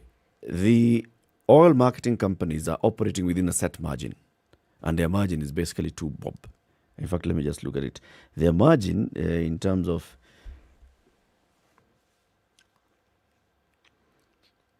deliveries and all are actually about a shilling, 2 shillings at max. From the wholesaler to the guy at the pump. Right. They are in business. I saw another story yesterday about some of these now distributors. So this person says, look, I am going to buy fuel at the oil depot in industrial area, the Kenya Pipeline depot in industrial area. Okay, I have this canter that is an oil tank, and I'm going to supply fuel to various petrol stations. Suddenly, overnight, I've been told that it's going to cost you 8 shillings more to buy this fuel and transport it. Margin has been retained. The margin that I was making, whether it's 2 bob, last month, is the same margin that I'm going to make this month. But the cost is going up by 8 bob. I'm going to have to spend 8 bob per litre. I have a 1,000 litre truck. That is 8,000 more. Just like that. To transport. It's eating into my margins, and I am using fuel. Just because I'm carrying fuel doesn't mean that the fuel I'm using to drive my truck is free. I'm also incurring the cost, which is where my margin comes in. These are traders. Their limit is set. The person I have beef with is the one who's eating close to 50% of the money that I'm spending at the pump. The government tax. The government. Because this is the one, the regulation is, this is a formula. It's clear. How much? What will be applied. Landed. Right. Landed cost is this much. And landed cost is open. It's an open tender system. People bid. People say this is how much I'm going to be able to afford to bring oil. It's free market forces at that point. So you say landed cost is 60 bob per litre of super petrol. Okay? If you add pipeline all the way from Mombasa to Nairobi, road transport for those who are transporting by road, pipeline losses, depot losses, delivery within Nairobi, all that, the storage and distribution to bring it to the pump is 12 shillings extra. From 60, add 12, 72. Let's say 73 bob. That is how much oil is at the pump. And then the government comes and takes 59 shillings on top. That price goes to 134. Why is the government taking 59 bob for fuel that has arrived here at 70? These taxes and levies, excise duty, 22 shillings. Road maintenance levy, 18 shillings. Petroleum development levy, 5 shillings and 40 cents. Petroleum regulatory levy, 25 cents. Railway development levy, 1 shilling and 16 cents. Anti-adulteration levy, that's 0 for Nairobi. Merchant shipping levy, 3 cents. Import declaration fee, 2 shillings. Value added tax, 9 shillings and 98 cents. Total, 58 shillings and 81 cents. All going to... So it's 134. Yeah. Yes. Why don't they just make it 140 and add there? Add a few more levies and taxes and name it whatever you want to name it. Just round it off. I mean, since we know the direction you're headed. But you know the problem is, it will not stop at 134. There will be noise. There will be an indication that they're considering and reducing it. Then it will shoot up again. Actually, let's talk about this after the break. Excise duty on fuel is going up from the 1st of October. Okay? So come 14th of October and EPRA adds that into the formula, excise duty goes up. It's currently 22 shillings, 21 shillings and 95 cents. That component is going up. So now the guy who said, let's close the country and all go home, do you think that he's making some sense now? No, the person I actually like is the lady who said, I've done the maths.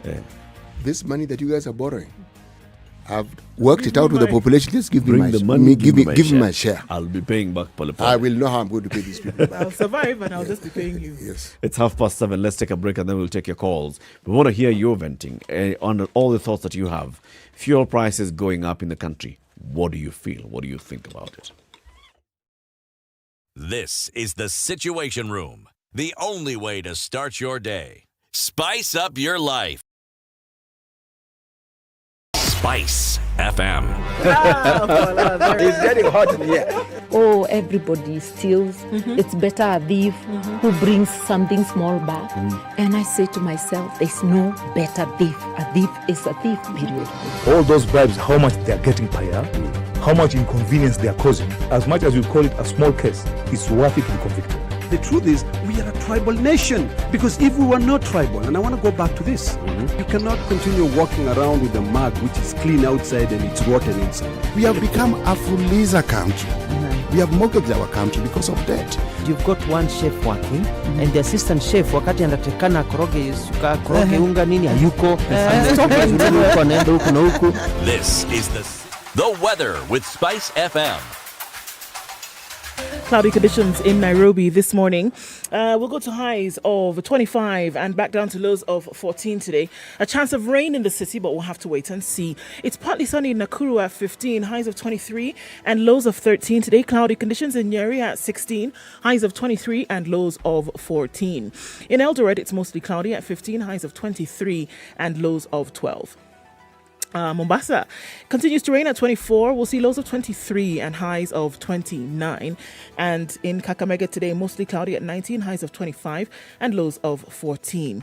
Malindi, light rain as well at 24. That'll be the low for today, going to highs of 29. And in Kisumu, it's mostly cloudy at 20, highs of 28 and lows of 18. Let's look out into Kampala. It's partly sunny at 19, highs of 27 and lows of 17.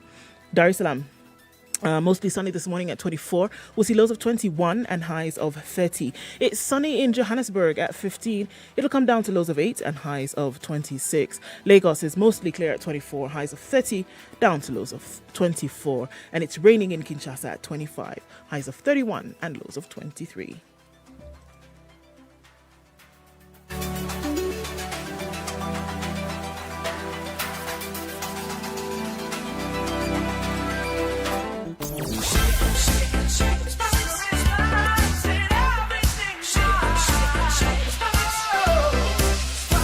Into the CBDs where all roads lead this morning. Coming off the Thika Superhighway, already jam-packed all the way from Roy Sambu today, snaking along slowly over the drift and down onto the Pangani underpass. And it's joining from traffic coming from Kiambu Road today, so that's quite tight. We're also looking at traffic coming out of Westlands, very heavy on Limuru Road today. What is going on is the question.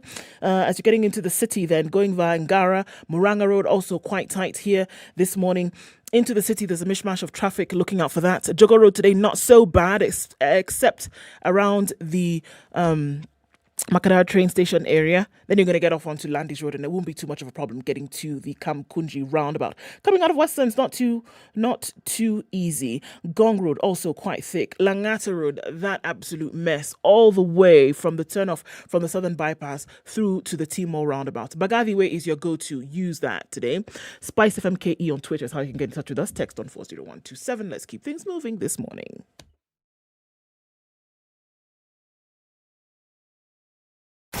Are you ready?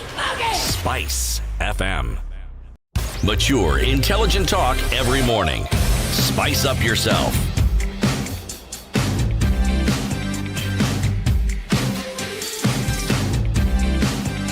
Mornings done right.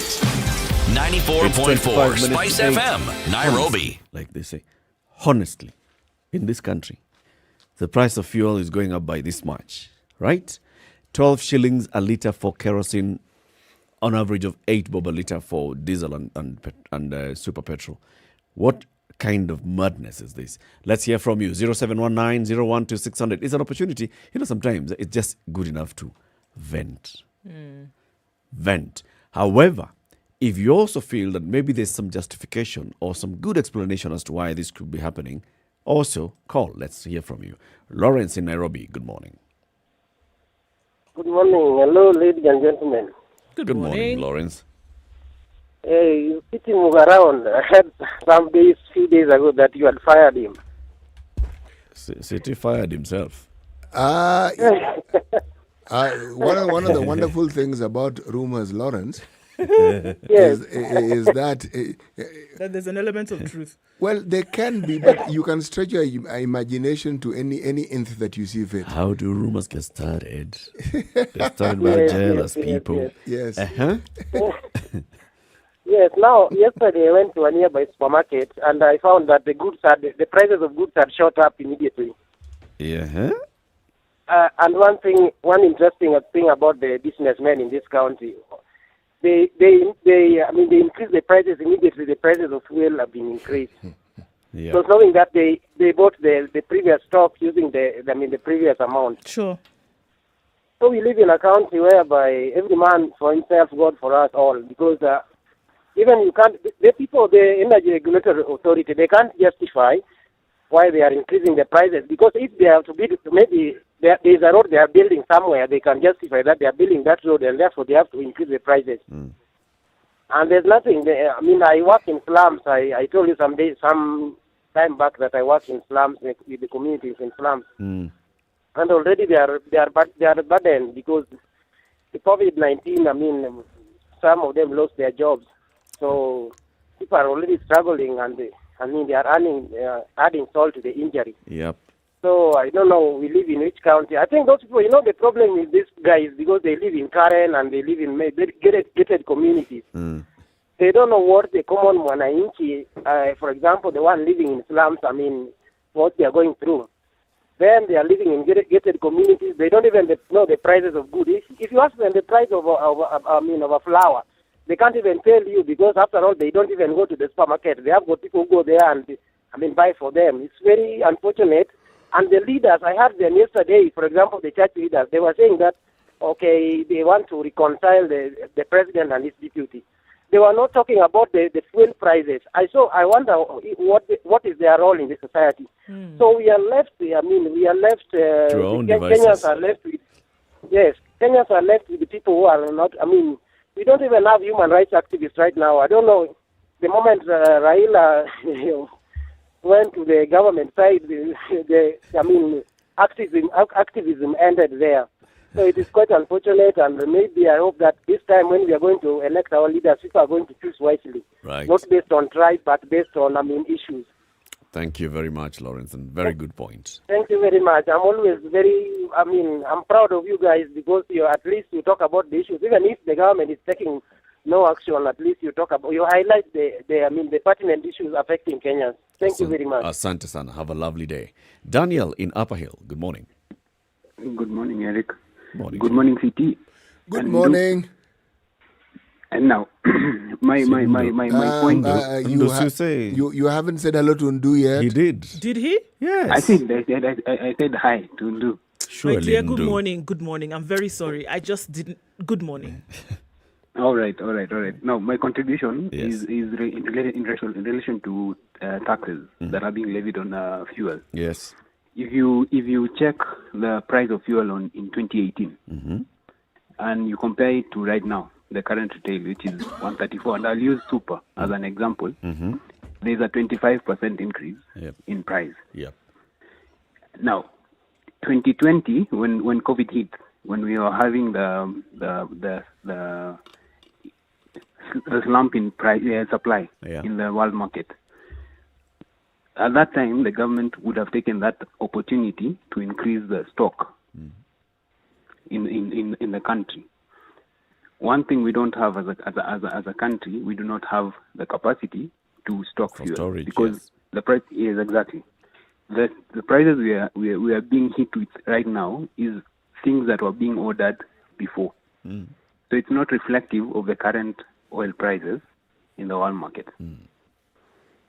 As a country, if we want to plan for such increases, and I'll tell you for free, the oil marketers and distributors, they're getting hit as much as the prices are being regulated by EPRA. Yep. Yeah, so there is a wrong perception whereby probably Kenyans will feel the oil marketers and the distributors are gaining more from the increase in fuel prices, whereas it's actually the government problem and function to control that. Yeah. Yeah.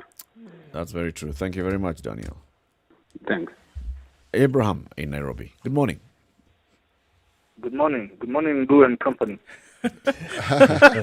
We have the company is very well, thank you. Good morning. So my contribution is that this is actually going to really work against them in the coming year, yeah? Because I'm personally not a WSR supporter, but if anything, I think he's assured that this fella will get in. Yeah, because everybody right now who's in the lineup, they are more or less aligned with the incumbents. Yeah, there's only one real opposition leader, and this is the deputy president. So I can only so I can only see that this man is saying that God is big. These guys have really handed him over. Have really handed the keys to the kingdom to him. Okay. Just like that. So how is this going to bite them now? The rise in fuel prices. They're the ones who raised it. So the Hustler narrative continues gaining strength and credibility in the eyes of Mwananchi. Even now, those who are opposed to him, I'm sure he looks more palatable right now. So even as the fuel prices are rising, people are looking at it and seeing the person who's second in command is their savior. Exactly. Okay. Because he's the only opposition leader right now. Okay. You know, I really have to ask this question. It's a convoluted way of looking at it, but it's a reality. No, I actually want to ask something. How is it then that his narrative and whatever movement he is leading, how does it represent the opposition? I still don't understand it. He's talking against this regime that is not Mwananchi compliant. Is he really? The hustler is suffering. Is he? The hustler is suffering right that's now. what he's been saying. And in coming days, the hustler will be liberated. And it is because the hustler this who regime on is top. raising fuel prices. Is he? Exactly. I have to ask one question. How dim are we really? We are quite somebody lives in a government house. He is the deputy president. We have debates about security that is government provided for. He moves around with vehicles that are government provided for. And we believe that this person is speaking for us. He's the opposition. And he is in the opposition because he's working for the government and because he makes certain statements. The lights are surely out. One thing that he's learned, I believe one thing that this man has of his opponent is that perception is always more believable than reality. And if you say something, and if you say something that resonates with what somebody is feeling today at this point, then it becomes the truth. There you go. Thank you, Abraham. Thank you for your contribution. 0719-012-600. Let me read what Ndende Nyoro, the MP, said, posted on Facebook 12 hours ago. He is a Jubilee MP. He is in the Hustler Nation. All right? This corrupt and insensitive regime continues to take Kenyans for granted by blatantly increasing the cost of living at such a time. The prices of petroleum products that literally run for our economy are at unpredictable prices, most of which are taxes to meet Bretton Woods conditions. Loans have choked our economy. State capture has concentrated all economic gains to 2 or 3 families. Kenyans must act soon. Our transport sector has been put between a rock and a hard place. This regime must reconsider the recent price adjustments Don't test our patience. As of always, he ends with, we are African and Africa is our business. Let me read a couple of comments to this, all right? On this particular post, Bwana MP, you are online ranting like the poor villagers. 1. Somebody else says, you were elected on the ruling Jubilee Party's ticket. Resign before you claim moral high ground. Somebody else says, shame on you, Dende Nyoro, for taking Kenyans to be ignoramus. Says, you are in the same regime that did Eurobond loans, and now you're in UDA. Kenyans are in hardships because of this corrupt regime that we have. Somebody else says, online rants should be a preserve of the common mwananchi. As long as you're an MP whose bills, including fuel, are footed by the taxpayers, you have no moral authority to incite Kenyans. Go to Parliament and do your job. Jack in Kisumu, good morning. Morning. Hi, Jack. Hi. Are you well? I'm well. Okay.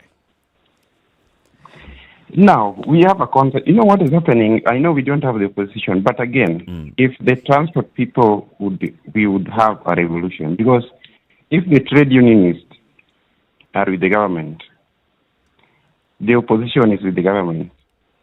Now, is there a revolution that can happen that people don't travel, people don't go to work, even the employers to hold the pay? Because how would we be taxed almost 10 times more than any other country in the world, ahead of even the East African countries? And we are still very hardworking. The COVID here with us, we are not working. Now, is there where we can run if the parliament here are talking, getting their allowances, we are not getting any solution? Where are we running to? It's not the media, or even, because I don't know whether we have these other people to help. We are sort of on our own, eh? We are on our own because the alternative even the voice, human rights body, even the human rights people are sat. They are. I don't know. They are fearing what. So, what is the way forward? We are on our own. In fact, if they transport us to stop, don't fuel, people don't go to work. 1 week, 1 month. Then now things stop. They don't get the taxes. Because I think that is the revolution. That is the only thing. If the government is just having us, we don't pay the taxes. Do you think that would work, City? Yes, it would, but they would tell you that you're committing a crime.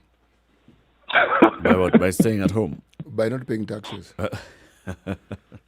By not driving our vehicles, by staying at home. It's basically when you don't consume all this tax, this 58 Yes. bob, if you don't buy the fuel, the 58 bob they don't get. Oh, no, I understand what he's saying. He is suggesting a boycott. Yes. It works. Of life. Yes. Or it has been seen to work effectively. Works. We've seen it work many times in this country. But let me ask you guys. This is a boycott here. We are talking about a boycott. You stay at home.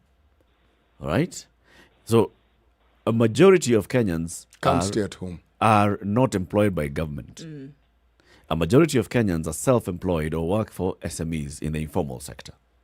So if you stay at home, you're basically saying that small business is not going to have its workers, that you are not going to be able to go there, so you'll not even earn. You're actually going on a hunger strike. Yes, that's what it means. Basically, that's it. Actually, it's a hunger strike, Jack. If it's everybody plus the manufacturers not producing, then they'll act. If it's everybody, it will work. We shut down this country. I give you an example, and I can hear what you're saying because we see many examples of it having worked. But one that is very fresh in my mind is what happened in 2011 in Lagos. I'm not talking about the whole of Nigeria. Lagos City alone, which has almost 20 million people, and they were now going to retract the fuel subsidies on petrol. And Lagos said, what? Already we're paying too much for fuel. So everybody in Lagos on one day stayed home. The government of Lagos lost in 1 day, and we're talking between waking and sleeping hours, the government of Lagos lost 47 billion naira in 1 day. By the end of that evening, the decision was rescinded because they see this is a gaping hole in the economy. And so now what are you going to do? You're going to sit down and have the conversation. So I hear what you're saying, that necessary sometimes. If the response is to vumilia, if the response is, okay, let's just take this some more and take this some more, that will continue to be the cyclical attitude. But until you say, hold on a minute, the end users of this thing, who we're essentially governing over, are having a problem with this, right? The livelihoods which we have sworn to protect by the different things that we're supposed to do, create an enabling environment for business and livelihood, etc., etc. If that is not happening and the people are not happy, guess what? You are at jeopardy. Then you will do something about it. And sometimes it needs to be forced. It needs to be forced. So, Jack, my brother, I hear what you're saying. You're an anarchist. We keep off. Hey, this lady. I hear what he's saying. Actually, Thank you, Jack. You know, my man went back to John Michuki, the Michuki rules. They would never have worked if the Mwananchi, if the people did not support it. Yes. People said we will walk. They said we'll walking. We'll because walk. this nonsense is too much. And you needed somebody to suggesting rally it. that today. Somebody, Joel Mwanyaga, is saying it's time for the middle-class Kenyans to leave or park their vehicles at home and use public means so the government will come to understand that it's not just by increasing the prices, they'll not achieve their KRA targets. Exactly. Because so remove all those and you know what, Eric, from the road. You know, it can be as though they're delivering a service, but you realize that without the uptake, without the usage of this thing, they are at a loss. Also, this KRA you're talking about, the money that they need to collect. So if you don't buy it, if you don't use it, they go at a loss. So it's not that you will dictate to people what they need all the time. It's a symbiotic relationship. You need us, we need you. So how about we make it comfortable for both of us to exist in the same space? Lewis in Nairobi, good morning. Good morning, everyone. Good morning. Yes, so now, this thing, yes, we can boycott, we should boycott, but let me ask, how will these businesses survive? How will these individuals survive? Because, for instance, today, you have your gardener coming home, right? Yep. And you tell her to boycott. That means she will not get her money today. Of course. You will not make your money today. Then the way CT says, we become a Fuliza nation because Fuliza is what runs your OPEX. We need to boycott. We generally need to fight back because even people in business, it means that the counties won't pay me. I will not be able to pay my staff on time. Yep. And that means that I cannot even increase and improve the livelihoods of my people. Everybody suffers. And I also Everybody suffers. There should be a way. There should be a way. You know, there are things like Occupy Parliament. Because it starts from there. Members of Parliament make the budget. Members of Parliament, the Finance Committee, and then the whole House, they basically approve all these taxes. Exactly. And then they come back and say, you know what, these taxes, we can understand them. Why would excise duty be going much higher than the 12 bob that it currently is? Exactly. What is the reasoning behind it? What is the reasoning behind it? Because we just can't be living like this. And I'll also caution the young people now that we are running into politics. You young people, by the way, you need to be very alert. These politicians, they are career politicians. These people have been in politics longer than I have lived my life. I'm only 30, but I mean, dude, these people have been there longer than some of us have lived. Are they, if there's any change that is going to come, it's definitely not from these people. No. Because, I mean, an old dog cannot learn new tricks. So it's going to be the same story over and over. You know me, I'm going to bring change. You know me, I'm going to bring change. But in the essence of it, none of these guys is going to give us any change. So we need to rethink our politics. We need to rethink all these leaders that we are having. And we need to find something else to do because otherwise, like someone mentioned, to the inchi, we get our portions and we pay for our portions. Yes. And we have our portions, Thank you, Lewis. I like your thinking. So every young person out there, please use your brains. Don't listen to their money. Don't listen to their stories. Look at their career. Ask yourself, how long have these people been in the game? And what change will they bring in this change they're saying, they always say they're going to bring, and this new VEC or every other political period, what is this? So every young person, ask yourself, what new thing is this person going to bring? And they've been in the government for the last 20, 30, 40 years. Lewis, you have spoken like 4 city mugas. Oh, thank you. 4 was very let's admirable. go. Asante sana. Have a lovely day. Thank you. Anthony in Nairobi, good morning. Good morning, team Udu and the team. Thank you very much. Thank you. Good morning. I welcome City back when he was away. I contributed for the first time, but I'm a keen listener on the morning session. Karibu sana. Karibu sana. So you're waiting for me to be away so that you can contribute? For the first time. You know, this is the second time, but I contributed for the first time. But you're my role model. You are most welcome, and thank you for the lovely compliment. Yes, concerning to this discussion, you see the world is going back to its normalcy. So you find that, for example, the whole of Europe, they are going back to their normal lives. Yeah. And when we're in the middle of the pandemic, the global prices of fuel went down. Actually, it didn't just go down. It went below rock bottom, meaning it wasn't even zero rated. It went below zero. It was free. It was free. It was free.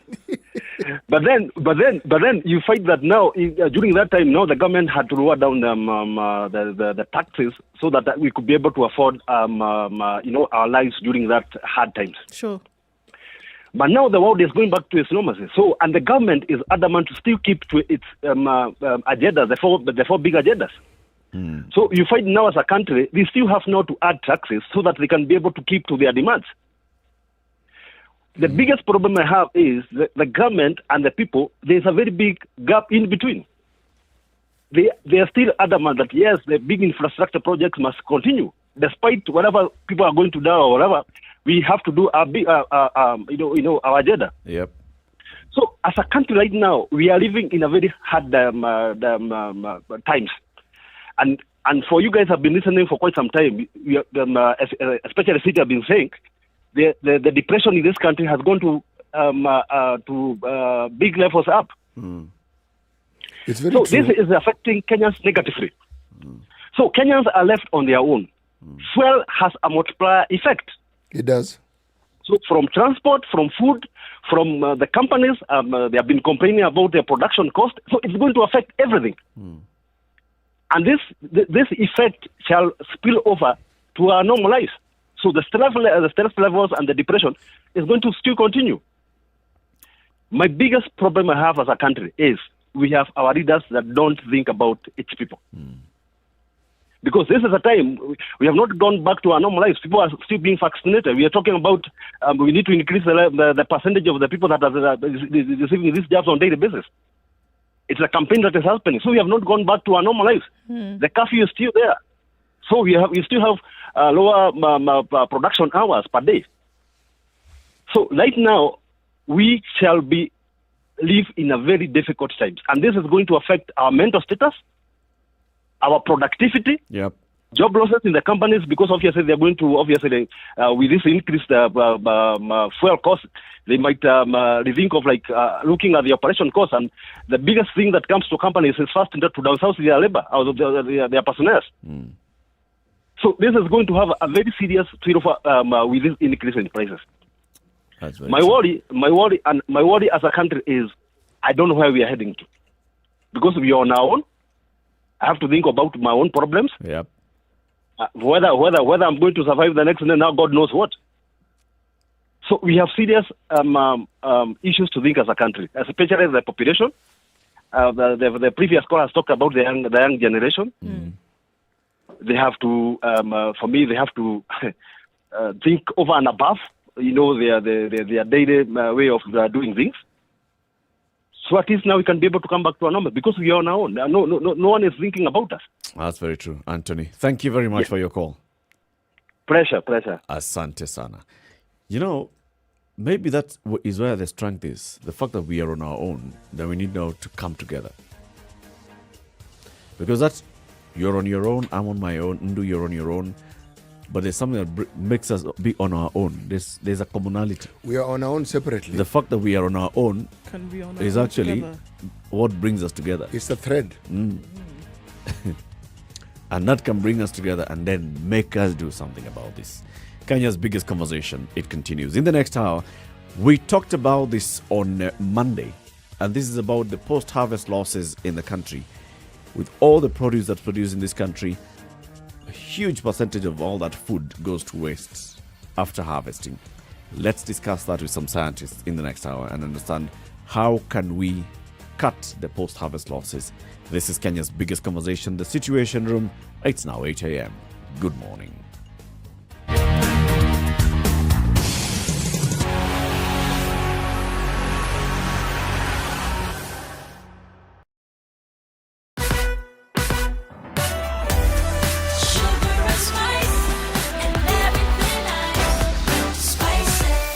Spice up your life.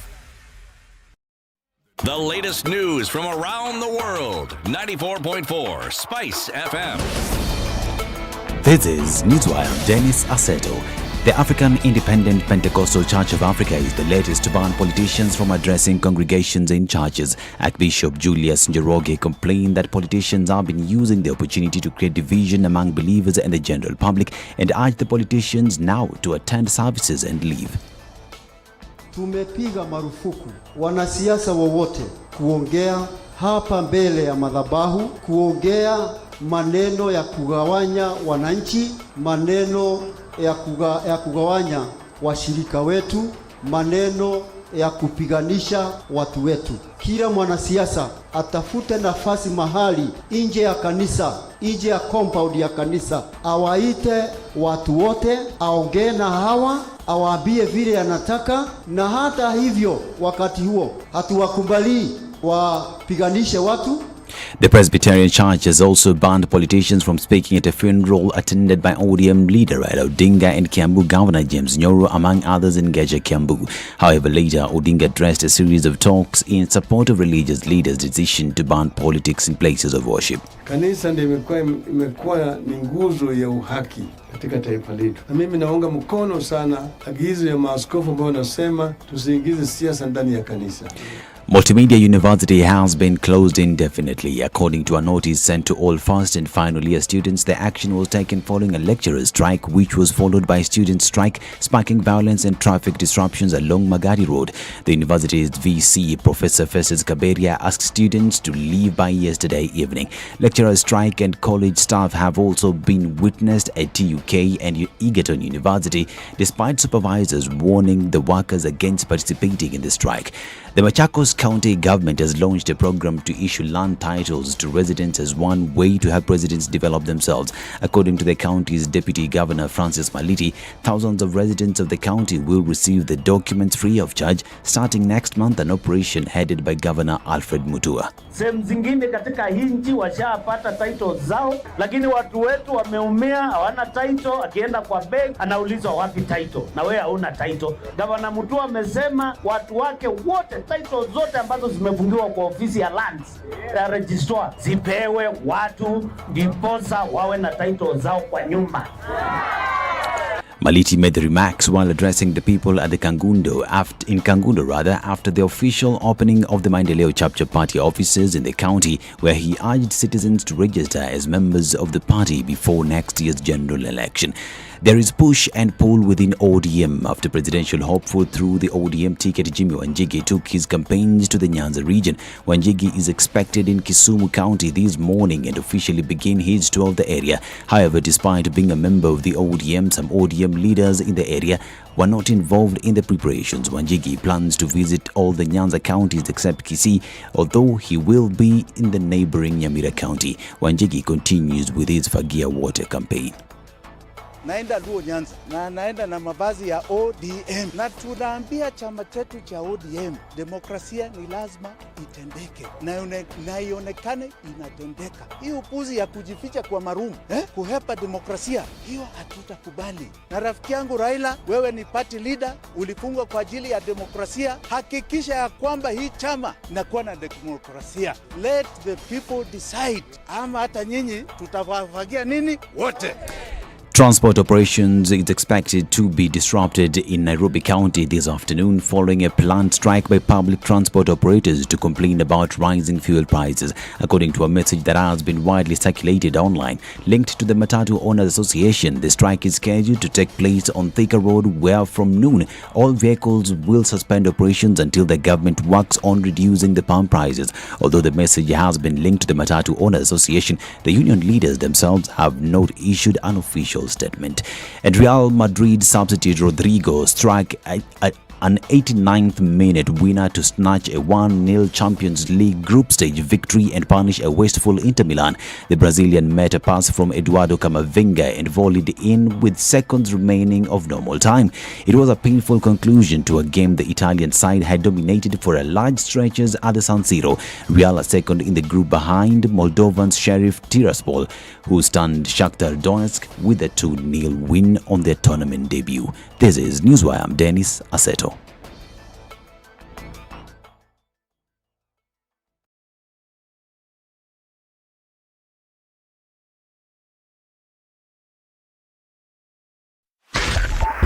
.5 Spice FM, Kisumu. Okay, so we're looking at a very delicate situation on Mombasa Road this morning, all the way from the Weybridge towards the SGR today. A number of trucks have blocked the road because they're waiting to, do their thing and weigh things. But it's not happening this morning because of that traffic on the road this morning. It's not happening because they need to move about a little bit, and it's taking some time to do that. We're also looking at traffic in different parts of the city this morning. We're looking at traffic coming off the Thika Superhighway. The southern bypass does look good, but however, as you're getting towards Langata Road, not helping matters much at all. All right, we're also looking at traffic coming off the Thika Superhighway. That area then, before Survey, headed out towards the Pangani Underpass, actually looks pretty slow. Limuru Road as well, not moving at all. We're looking at a bumper-to-bumper situation all the way from Village Market out then towards Murang'a Road. Can we also then for a minute look then at traffic coming into the CBD from Jogo Road heading out towards Makadara at that roundabout of Landis Road, also slow. Keep an eye on things this morning. SpiceFM KE on Twitter, text on 40127.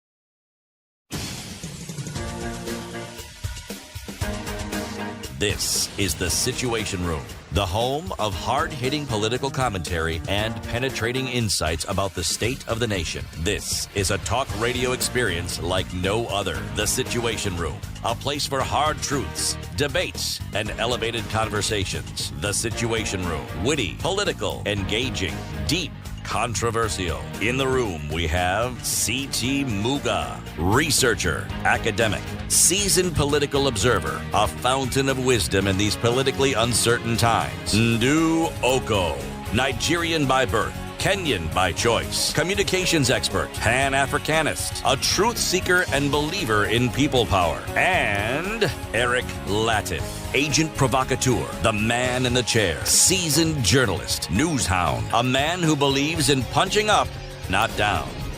This is The Situation Room, the only way to start your day. 7 minutes after 8. This is Kenya's biggest conversation, The Situation Room, broadcasting on Spice FM, on KTN Home, and live streaming the show to the world on SpiceFM KE, YouTube. We're on Facebook, we're on Twitter, and www.spicefm.co.ke. We've got audience in Nigeria, in New Zealand, in South Africa, in Zimbabwe, in Zambia, in Malawi, in the USA, in Ghana.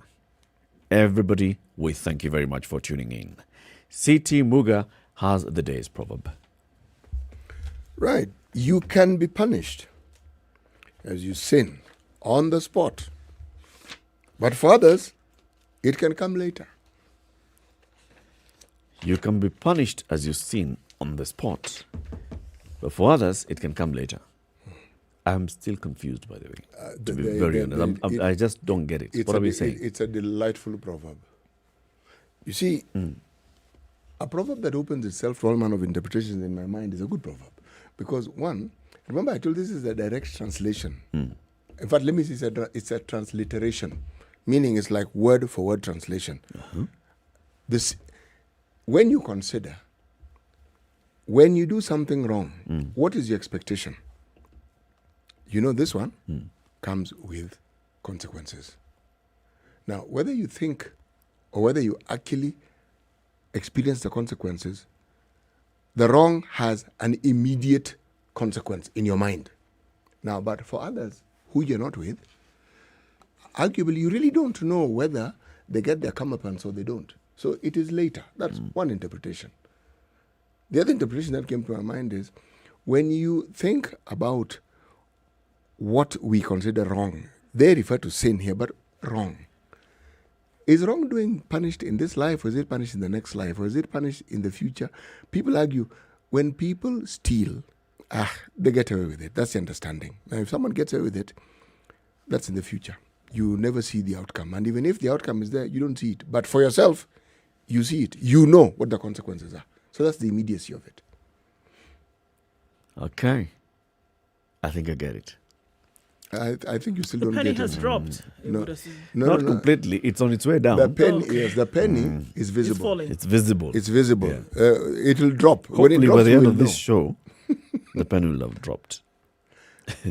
Why don't you think of an interpretation that should we not just appeal to you, that would make sense? Because that's the thing about Proverbs. The simple, straightforward ones, you won't quibble about the meaning. It's clear. A stitch in time saves 9. That is not difficult to explain. Yes. But the one which begins, the antelope woke up in the morning, and by evening, the elephant had come to say hello. Now, you know that one. Now, you know this one. Yeah. That's a tough one. That's a tough one. So, earlier this week, we had a conversation about a story that was published in the Standard. It was taken from the economic survey that was released by the National Treasury, CS, Ukur Yatani, last week. It talked about our food production, our food consumption.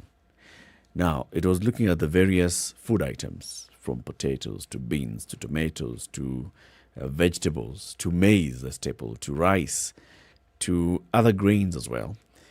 And in each of these categories, there is X amount of kilos or tons produced per year, and then there's X amount consumed, and the difference is lost somewhere.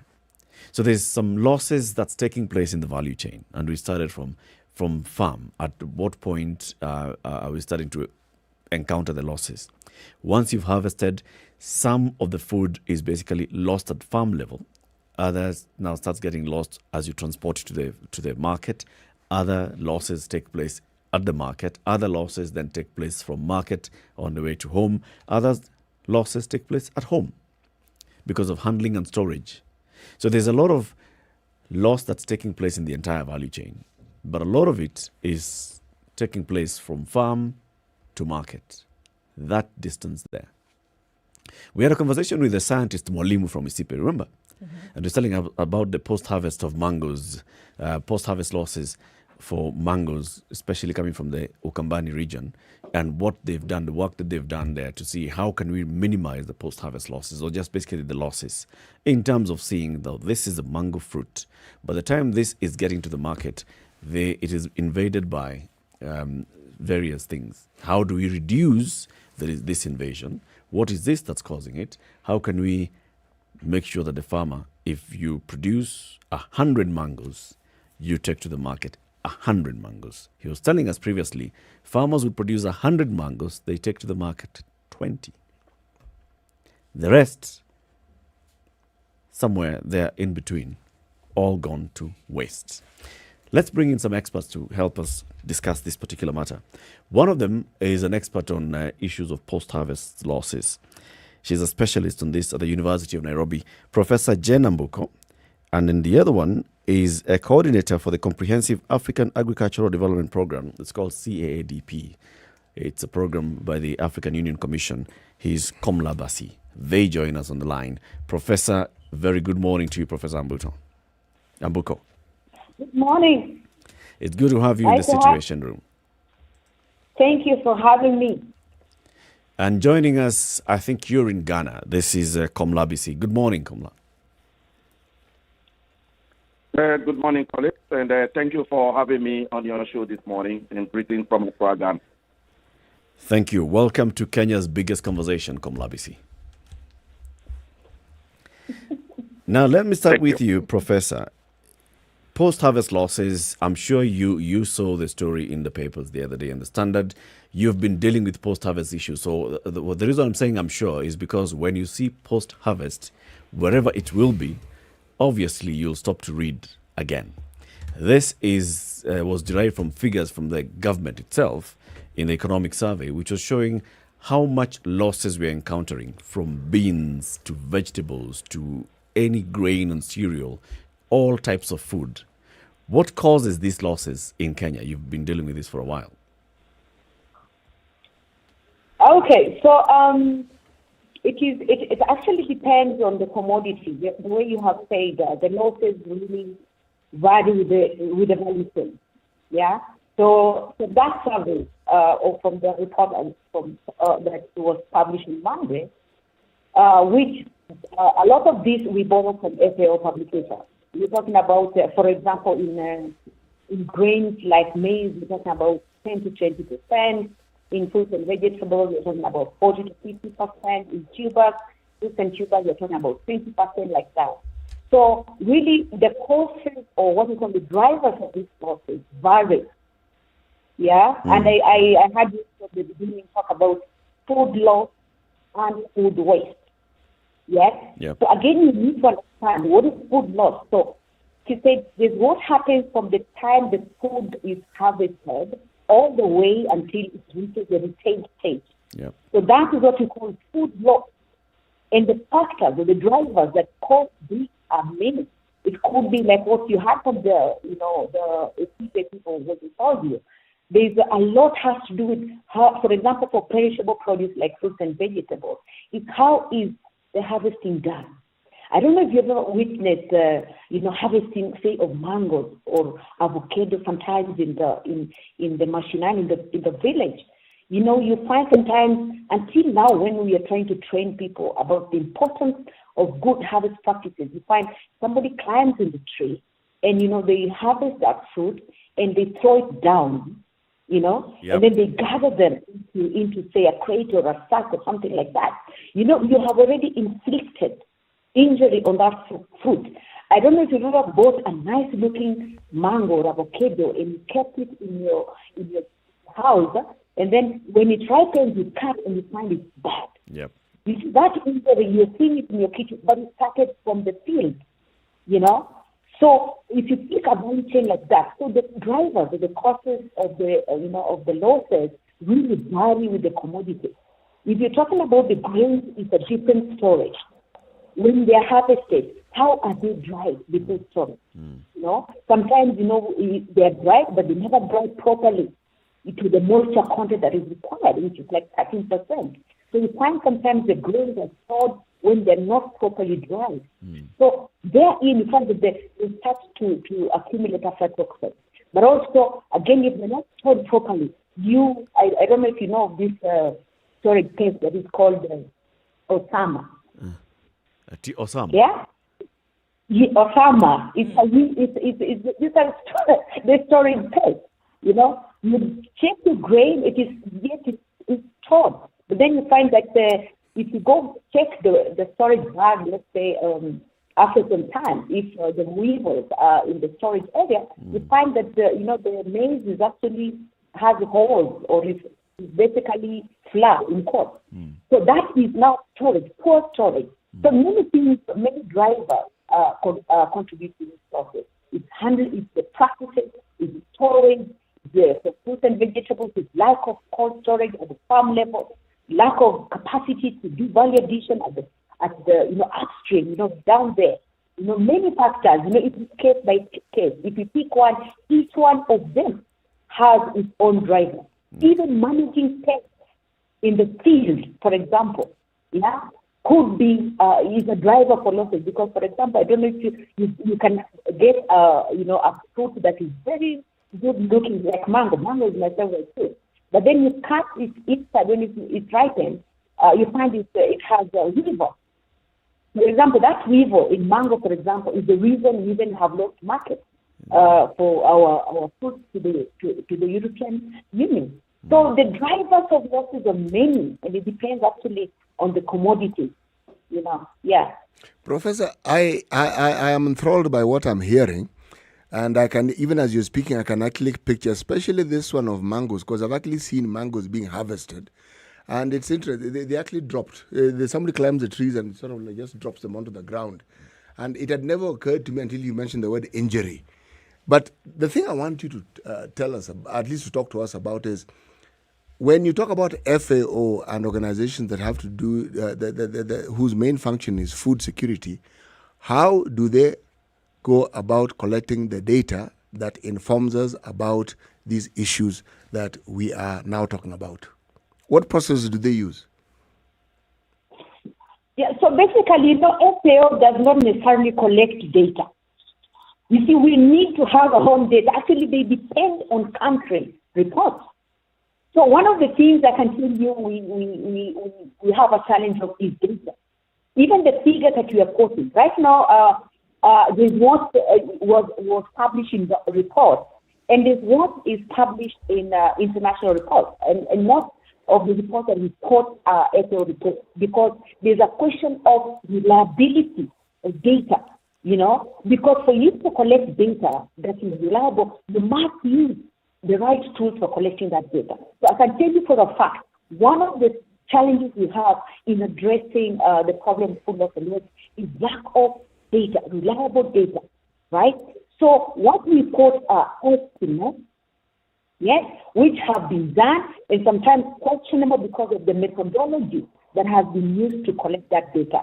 My colleague Komla, he will tell you when they reported, because African countries and globally we have set targets for reducing food loss and waste. At the African level, at the Africa continental level, we have set targets to have the post-harvest losses by the year 2025. So they are being monitored. Countries are being monitored every 2 years to check the progress towards meeting the set targets. And I can tell you, most of the countries in Africa, including Kenya, we actually not on track. I don't want to, Komla will tell you much about this. And the reason of this, for example, we do not have data to report. Wow. So let's start there. Who is this data? Who needs to collect that data? Who's going to fund collection of that data? Because we cannot continue using estimates to make decisions. Maybe it's a good time to ask that question then to you, Komla, is that do we have an understanding generally across the board then of some of these, the causes of some of this loss that a professor has talked about? Do we have a complete understanding of the reasons as to why these losses are taking place? And then the requisite action to be able to mitigate or reduce significantly the loss that is being faced? Thank you once again. Yes, I must mention first of all that the problem of food loss and waste, and for that matter, post-harvest loss reduction, is a global phenomenon.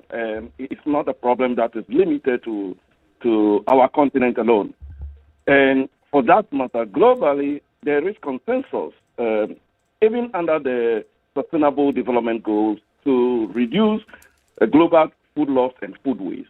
For us in Africa, absolutely what matters to us is post-harvest losses. Basically, yes, not only at a farm level, but across the value chain. Yes, I can assure you that there is a global understanding that we lose about a third of our food that is produced for human consumption. There is every understanding on that. There is every evidence on the continent to prove that. However, how we define intervention to be able to address these challenges along the value chain is why we are here today. This is why we, the Congress, which we call the All Africa Post-Harvest Congress and Exhibition, to help us to bring together our stakeholders, everybody, not only within the continent but across the globe, to discuss this pertinent issue and to come up with solutions to address the issues of post-harvest losses on the continent. Yes, so we have an understanding of where the losses are. We have an understanding of the causes, and our effort now is to come together to address this challenge. Are these losses that we're seeing, because we're looking at huge numbers now? I'm looking at the numbers that, for example, came out in this economic survey in Kenya as an example. And if I just take maize, we're looking at 88 million kilograms of maize having been lost. Now, I guess we're going to deal with the definitions of loss and wastage, but all right, not available, that could have been available. Are these losses, I think it's important, are these losses avoidable? And what would be the measure to which you say this loss then is acceptable?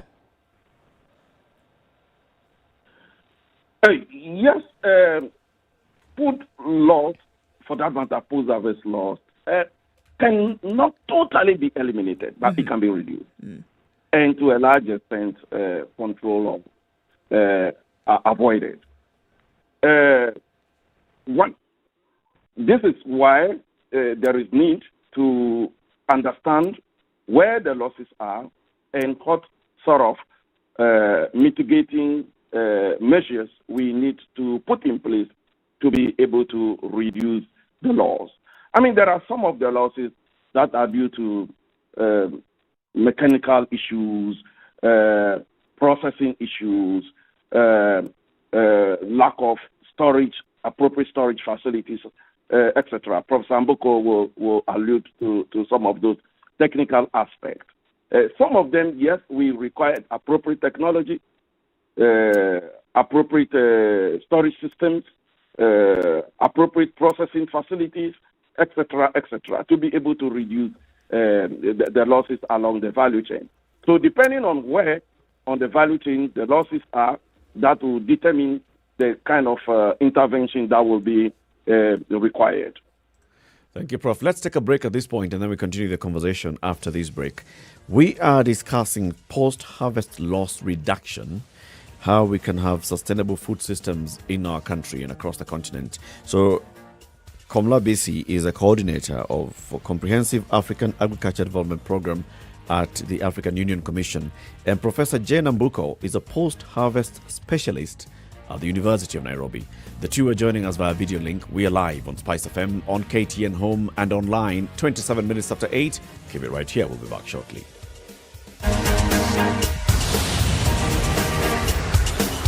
This is the Situation Room, the only way to start your day. Spice up your life. 24/7, around the world, non-stop. This is SpiceFM. Gone are the days when hiring should be about hitting the brick wall, because we understand how much it means to have the ideal candidate working for you and your organization. That's why at Standard Jobs website, we offer the complete employer dashboard that lets you interact fully with applicants, lets you track the full hiring process through a qualified specific smart search tool. What's more, we offer a full-on custom branded page that lets your company stand out with your own to choose custom page. So visit www.standardmedia.co.ke/jobs today and let's help you find the next ideal candidate for you. Classic soul, R&B, smooth jazz, neo soul, and nostalgic ballads. Make some noise. Yeah! You're listening to Spice FM. 19, highs of 14 and rather highs of 25 and lows of 14. We'll see partly sunny conditions in Nakuru, highs of 24 and lows of 13. The high will be 23 in Nyeri, where it's cloudy at 16. That'll come down to lows of 14. All right, taking a look into Eldoret, partly sunny conditions at 16. We'll see 12 as the low and highs of 23. In Kisumu this morning is mostly cloudy at 21, highs of 28 and lows of 18. Kakamega is cloudy at 21. We'll see lows of 14 and highs of 25. In Mombasa, it continues to rain at 24. It'll come down to lows of 23. We'll see highs of 29. And Malindi, light rain as well at 26. Or for a wet morning, highs of 29 and lows of 25. Out into Kampala, it's cloudy at 20. The lows will be 17 and highs of 27. Dar es Salaam is sunny at 24, highs of 30 and lows of 21. And looking into Johannesburg, 17 degrees and sunny. We'll see lows of 8 and highs of 26. Lagos, mostly clear for a change at 24, highs of 30. And Kinshasa's cloudy at 25. It'll go to highs of 32 and lows of 23.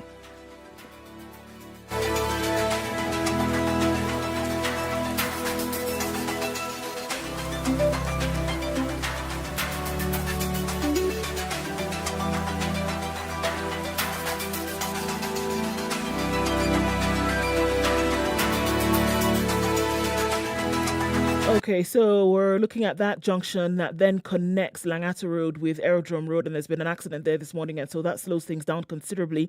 What were said to be possible demonstrations on the Thika Superhighway this morning, well, that is not taking place, but there is still traffic nonetheless.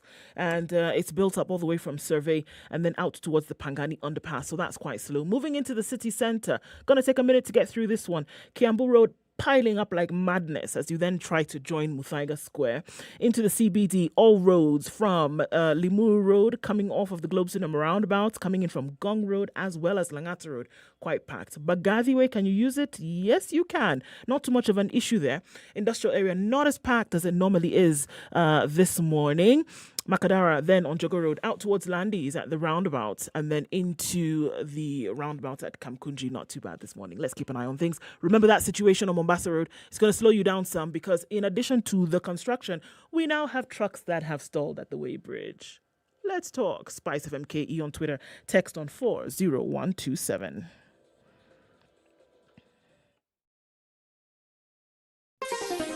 Chilled Spice.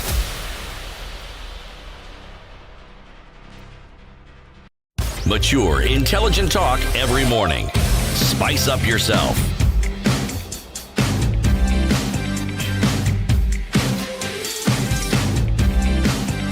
Mornings done right.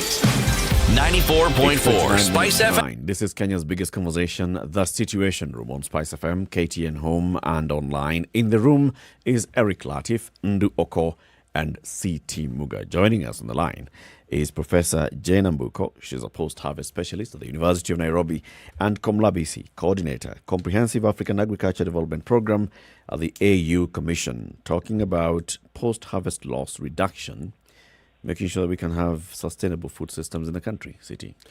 Professor Mbuko, my curiosity has been, should we say, heightened even more by what I heard you say regarding not just our data collection, but the data that we have on our food security. You said if I heard you correctly, of course, you mentioned that some of the data we have, we arrive at by estimates. I heard the word estimate. Now, I want us to imagine an ideal situation where we have funding for research and we have the wherewithal. How would we go about collecting this data? What would we do? So, for starters, I can tell you, like you said, I mentioned at the beginning, there's a data that we have been posting since 2011, which is 30% of food is lost. 1.3 billion tons of food is lost. That is data that we've been posting. And I think that data has been posted without any variation over the last more than 10 years. That is the reason why, because what I know is that people have been collecting data. Because if you don't, in research, you say the data has to be replicable. And for you to replicate my research or my data, we must use a common methodology. Mm-hmm. We must have a common understanding of what we are measuring. So we have to start from there. What is you have, even I had you say that food loss and food waste. Those are two different things. What is food loss? What is your understanding of food loss? What is food waste? And people have a common understanding and have common, tools that are harmonized so that if Comla collects data and I collect data in maize, and I say the losses in maize at the farm level is 2%. The data that is collected by Comla should also be 2% within an acceptable margin of error. But I can tell you today, if Homeland decides to go and collect data, let's say pick a place in Kakamega, go and collect data on losses in maize, and then I also go a week later, same figure. Without just using the same tool, I'll probably Homeland might, depending on how he did it, he'll come and say, you know what, the losses of maize in Kakamega is 30%. I will go with my tool and I come and say losses of maize in Kakamega is 10%. It is the tool, they are not the same, and we don't have a common understanding of what loss is or what waste is. So we start from there. We need, and this is part of what we've been doing and what the FA is doing and what the African Union Commission is doing. Let us have a common understanding of what loss is.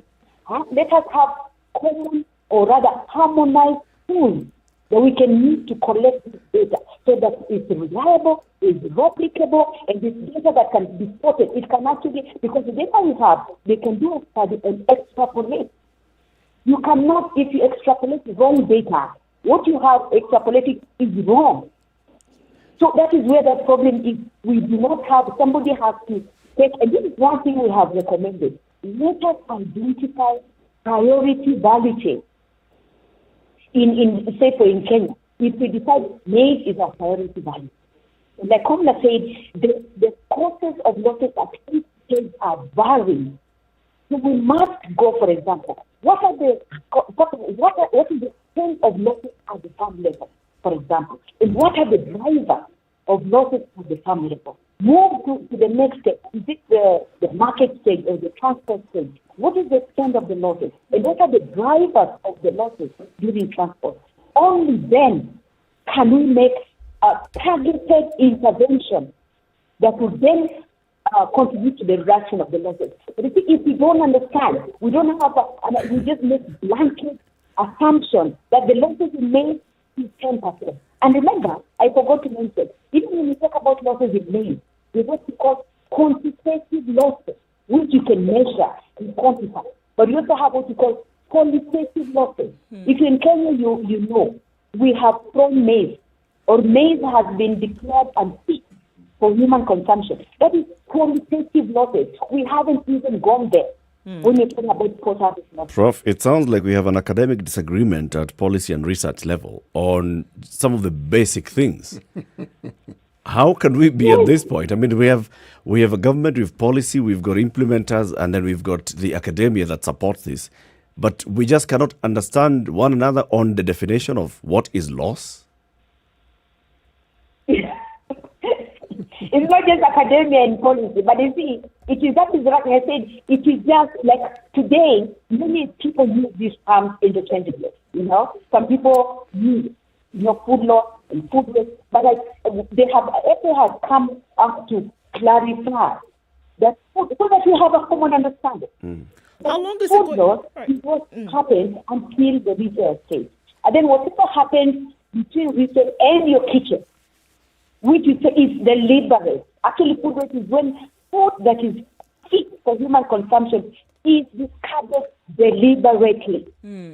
How long is it going to take? If I can ask, Prof, how long is it going to take to attain this understanding? Because as we are seeking to understand, there are certain things that are happening at the moment. And I guess you could jump in here, Kamala, as well. There are certain things that are happening at the moment. There's a famine in Kenya, for example, right now. There's drought. There are people who are not able to access food because the rains have not come.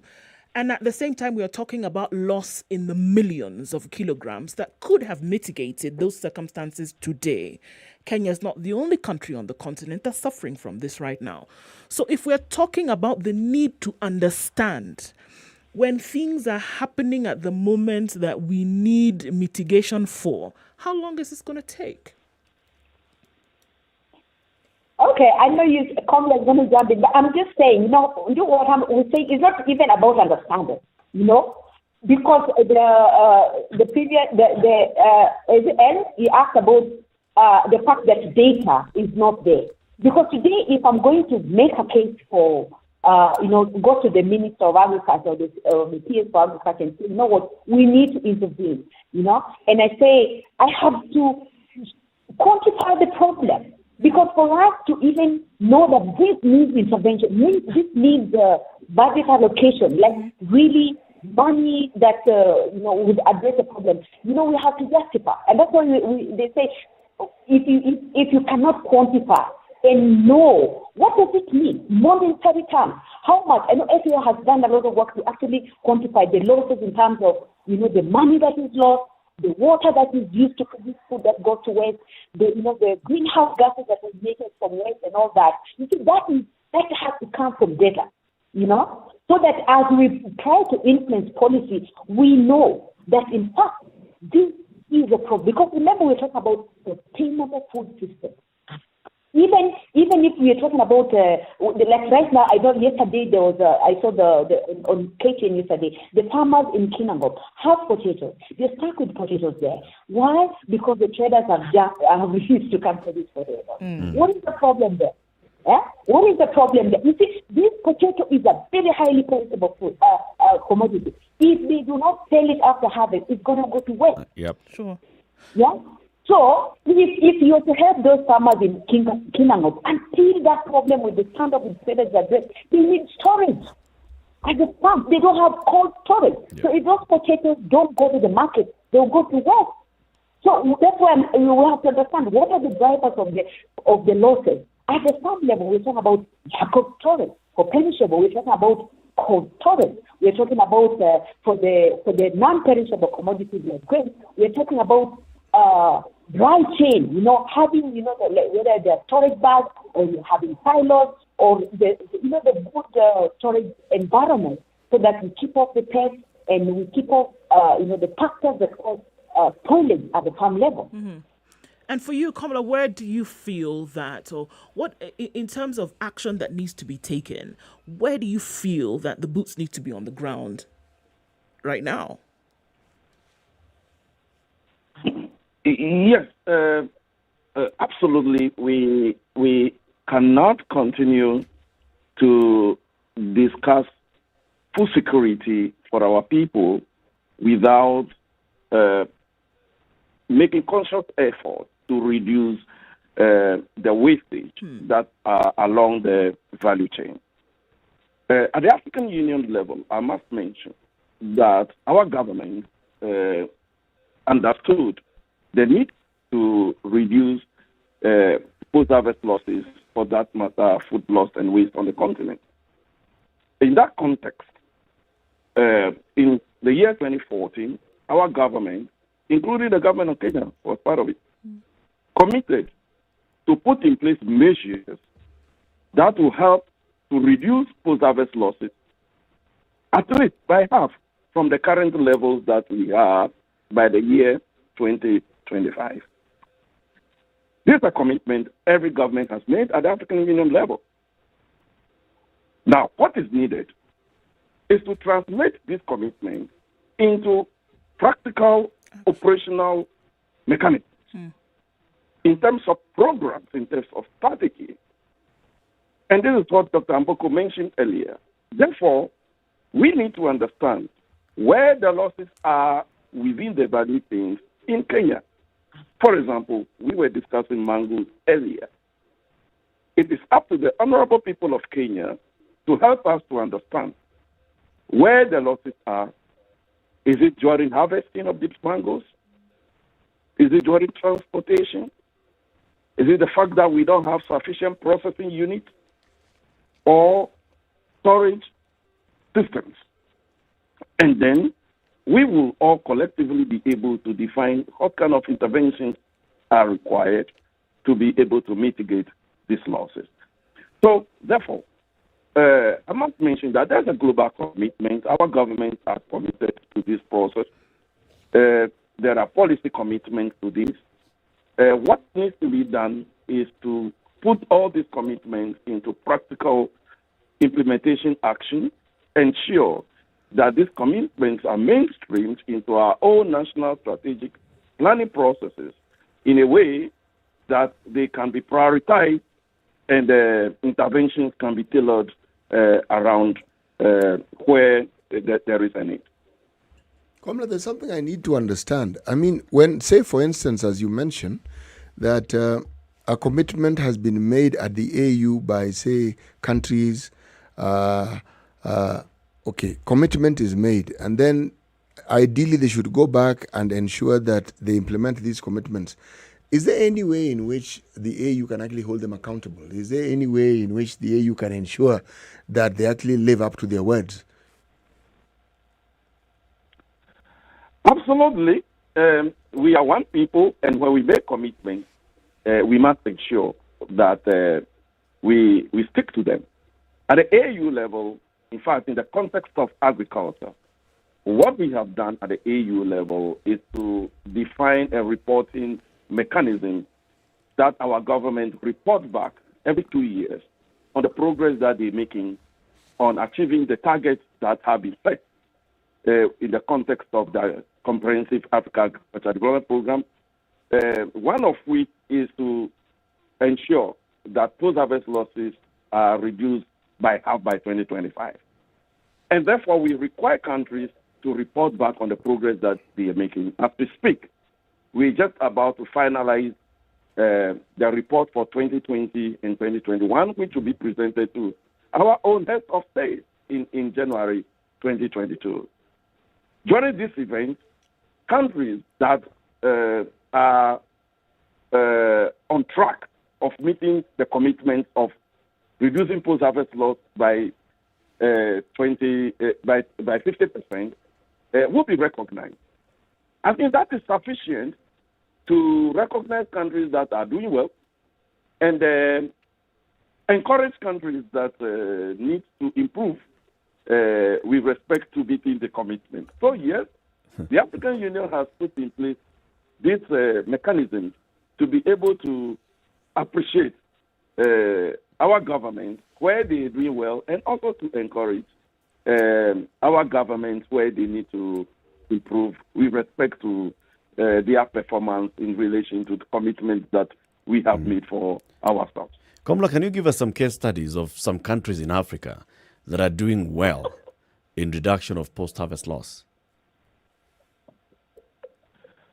Yes, it's a common knowledge that, for example, in our review of the 2018-2019 biannual review report, I must recognize that the country, Uganda, was the country that performed best with respect to achieving the targets on post-harvest loss reduction. Other countries are also doing extremely well. Rwanda, for example, Kenya. But when we profile the countries according to the data that we had, Uganda was the best performing country. What is it that they've done? What have they done to realize such improvement? Well, this may relate to the policies with respect to ensuring that there is inclusive arrangement with respect to food loss and post-harvest loss reduction. It will relate to their own national strategy. And I must mention that some countries, even though they're doing a lot, they do not have the data. We mentioned data already. I think one thing that came clear in this process was that countries were not reporting because they do not have the data collection system. They do not have the appropriate system that allow them to evidently gather data and report. So many countries that have not featured as being on track in this process may not necessarily mean that things are not happening on the ground. But only the fact that, because we can only know how a country is doing when they report, when they give us the information. But when they don't give us the information, we're not able to profile them and be able to assess them. And this is one thing that we discussing with our government to explore options of strengthening data collecting systems, not only for food loss and waste reduction, but across the various value chains, not only also only for agriculture, but the other sectors, so that we can be able to use this data, analyze it, be able to guide our government to make informed decisions on where exactly investment should be going, where intervention should be going, etc. And this is one role also that we see our academic institutions such as the universities to help us to be able to strengthen our data collection system. So I will evidently on this platform blame it more on data, availability of data than availability of strategies, etc. On this note. Is there actual implementation, Komla? You run the Comprehensive African Agriculture Development Program of the AU Commission. What you do at the CADP, does it actually get implemented? The advice that you give various governments, is it actually taken up and implemented by those governments? Can you say that we told government X, this is a way to go for the next 3 to 5 years, and they actually implemented it 80% of your recommendations? Yes, it will be unfair to say that our governments are not implementing the commitments that we have made. But I must also recognize that the level of implementation varies from country to country. And this is one area that we continue to work with our government to ensure that they remain on track with respect to implementing this commitment. On average, Komla, in terms of averages, are they implementing 30%, 40%, 2% on average? On average, I will give our continent at least 80% of compliance with respect to implementing this commitment, because in the last Ghana review report that we had, at least more than, I think, 49 countries reported, which shows that there is a huge element of commitment to the process, and that need to be recognized. Yet few countries could not participate because of various reasons, conflict, whatever. You know the situation already on the continent. But now coming back to the post-harvest loss reduction. Thereafter, when the commitment of reducing post-harvest losses by 50% by 2025 was made, at the African Union level, we've gone ahead to develop a continental strategy which provides strategic direction to guide countries to understand what needs to be done with respect to policies, investment, etc., to be able to achieve the target. And the next step was to help countries to develop country-specific strategies. And I must mention that the government of Kenya committed to this process, and they developed the national post-harvest loss reduction strategy. So we cannot say that there is no commitment. From the African Union level, we recognize that. Now, what the honorable people of Kenya need to do now is to take that country strategy that they've developed and then mainstream the actions into the National Agriculture Program Implementation Arrangement so that they can be prioritized, so that every partner will align their interventions to these strategic areas that the people of Kenya have defined as their priority and get them implemented. Right. So, yes, there is commitment. Our government continues to show this commitment at various levels, but we all have to mobilize ourselves. All partners have to come on board to support our governments to be able to implement this commitment the way they have been defined. Actually, I concede that as you work for the AU, there are details of what is done in terms of fulfilling commitments that you would know that we don't. But I don't share your enthusiasm or belief, because if I'm to go by something that is key and fundamental to every living being, the health issues around the continent, the Abuja Declaration, 2001, 10 years down the line, we only saw, that is in 2011, only 2 countries were able to meet that 15% commitment that had been made. The others were still scratching their backs and thinking about it. To date, as we speak, even this country of ours, Kenya, that 15% that we speak about is something we still speak about. So when it comes to agriculture, unfortunately, my despair has to be ushered in that direction as well. And I fear that commitments will be made, but as for the implementations... Have faith, City. Have faith. We live on faith. Okay? We live on faith. We conclude. Talk about that conference, the All Africa Post-Harvest Conference and Exhibition that's coming up. When is it taking place? It is not when. It is already on. Yes. Actually, yes. Actually, the conference started on Monday. And, so it's actually today is the final day of the conference.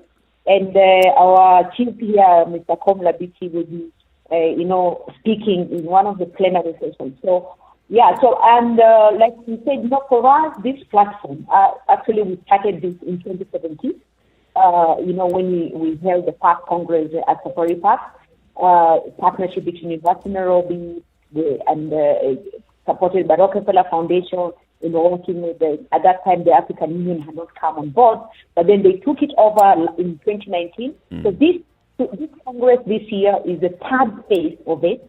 And the purpose of this Congress, this year's Congress, the theme is post-harvest loss reduction for sustainable food system. And you will find that as we have various topics that will be discussed, and we're looking at, again, the issue of data is one of the key things that is coming out. Like we said, Kenya, for example, is seen not to be on track, not because they're not doing anything, but because we do not have data to report.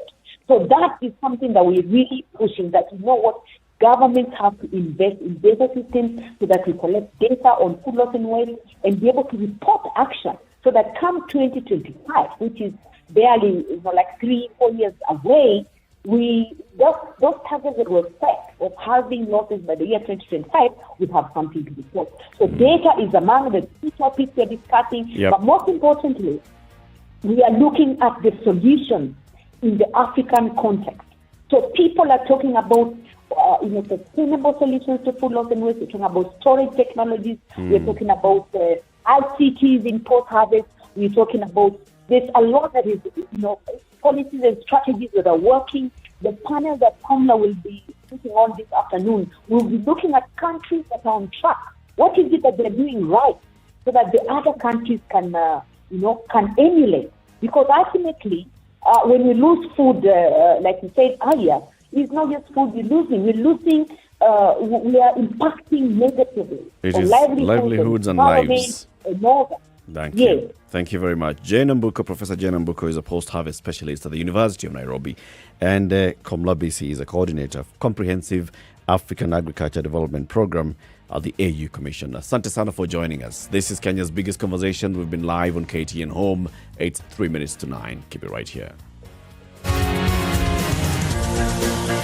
This is the Situation Room, the only way to start your day. Spice up your life. Classic soul, R&B, smooth jazz, neo soul, and nostalgic ballads. Make some noise. Yeah. You're listening to Spice. You don't have that. You don't share the enthusiasm of many others in terms of the commitments that are made by countries in the international fora and then the implementation of it. But no, I'm specific to the continent. Specific to the continent and faith. Our AU. I do have faith.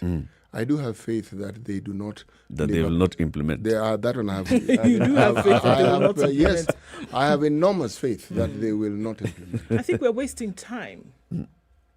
I think so. We all know what needs to be done. Yes, we're wasting time. But we know caught what up needs to be between done. one thing and the other. We know who's not doing it. We're not addressing the problem head on and saying, move this, do this, add this, remove this. We're wasting time. Food. And as we are wasting time, we're wasting food. And people are suffering today. Yeah. And yet you will find that Farmers all these governments have ministries, they have individuals who are expert, people who are employed to do this thing. And then you're still being told they're not sure. They don't understand. Eh? How? There's infighting. Various among various sectors. You'll find in the agriculture sector, there are various people who want to have different approaches. Yes. And there's no leadership that says, this is the harmonized approach that we're going to take, and let's all fall in line and go this way. More conversations coming up. We want to revisit that conversation about the rising cost of living, because that's what it means. When you see fuel prices going up, translate is equals high cost of living, CBC. Go and draw a diagram and show how fuel prices have impacted high cost Please of don't living. say that out loud, because we will be There's asked a to teacher do who's got this weekend. No, but it must be With the us. help of your parents, It must- show how cost of ugali has gone up because of rising cost of kerosene. Good morning. It's 9 a.m.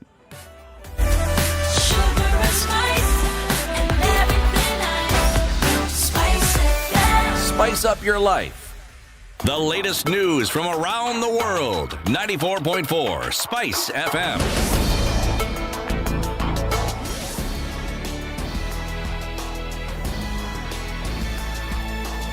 This is Newswire. I'm Dennis Aceto. Senate Speaker Ken Lusaka has summoned Energy CS Charles Kateri, the Energy Petroleum Regulatory Authority, and other stakeholders to Parliament on Tuesday next week to shed more light on the increase of palm prices. According to the new fuel prices, a litre of petrol has gone up by 7 shillings and 58 cents, diesel by 7 shillings and 94 cents, and kerosene by 12 shillings and 97 cents per litre. Senators Samson Cherargei and Arun Cheruiyot say Kenyans will not be able to afford higher costs due to the impact of the COVID-19 pandemic on the country's economy.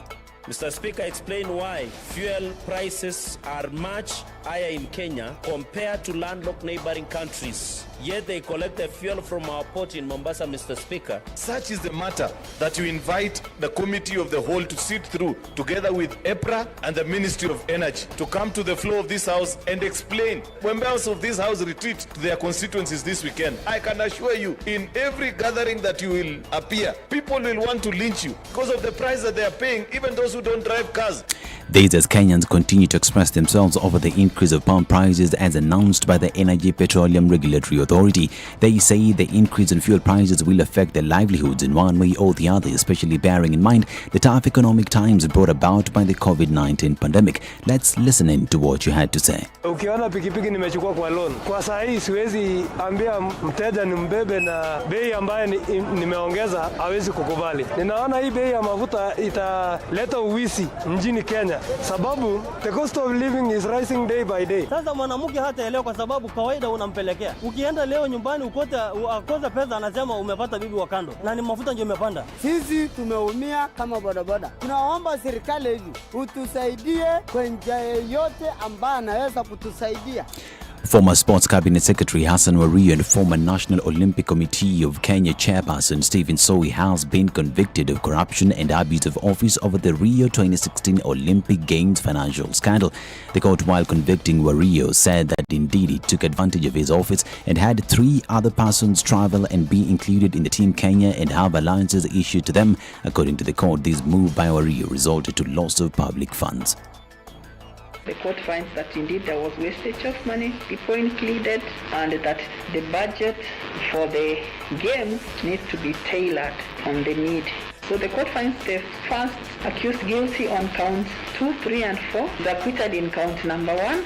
Former Sports PS Richard Ekai, Harun Komen, former Director of Administration at the Ministry of Sports Francis Kinyili, and Patrick Kimathi Kabu were acquitted. Pastoralists in Tana River County have been advised to enroll school children in areas they relocate to in search of water and pasture for their livestock. Many families have left their villages and relocated to the Tana Delta area, where livestock numbers have continued to increase. The county's Director of Education, John Nyaga, has appealed to school principals where pastoralists have moved to allow children to continue with their education. The pastoralists continue to struggle to find pasture and water due to the ongoing drought in various parts of the country. The High Court will on Tuesday, September 28th, rule on whether it will cancel the bond granted to Joseph Irungu alias Joey, who is charged with the murder of businesswoman Monica Kimani. This follows an application by the Director of Public Prosecution seeking to have Joey's bond cancelled for allegedly violating the conditions issued by the court. In documents filed in court, the DPP submits that in June this year, Joey was involved in a fight at a club in Nairobi, Langata area, and allegedly assaulted one Rogers Okuga. According to the DPP, even though before the case was withdrawn, Joey committed an offense. Now, Kenya's prospect of striking it rich from its oil deposits could be back on track following an affirmed take of its oil deposits by explorer Tullow Oil.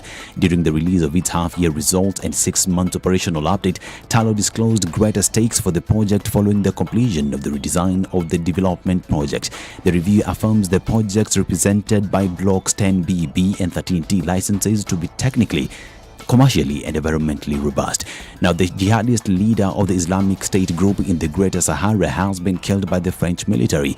President Emmanuel Macron described the death of Adnan Abu Walid al-Sharawi as a major success in the fight against terrorist groups in the Sahel. French forces backed by U.S. intelligence have been hunting jihadist cells in the region for years. Islamist insurgents groups have spread across the region, including Mali, Niger, Chad and Burkina Faso. This is Newswire. I'm Dennis Aceto.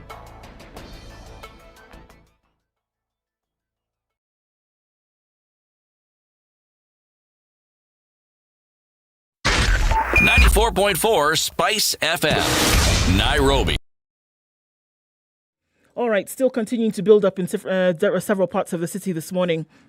That situation on Mombasa Road where we had all the trucks that had been lined up all the way from the Weybridge headed out towards that general direction, looking a little bit better as trucks have started now to get into the Weybridge area, but that holds it back as far back as Sabaki today, and so now that affects traffic beyond the SGR through to Cabanas out then towards General Motors.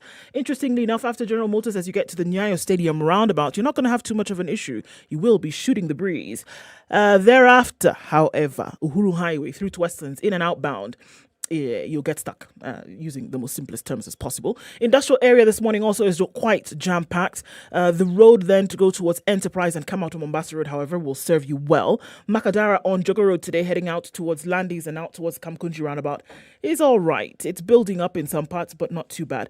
It's dissipating also on Langata Road, so not too much of a headache there. The bypasses are your what? They're your friends. Shake hands this morning. SpiceFM KE on Twitter. That's how you can get in touch. Let's look at what it looks like in about half an hour or so. Text on 40127.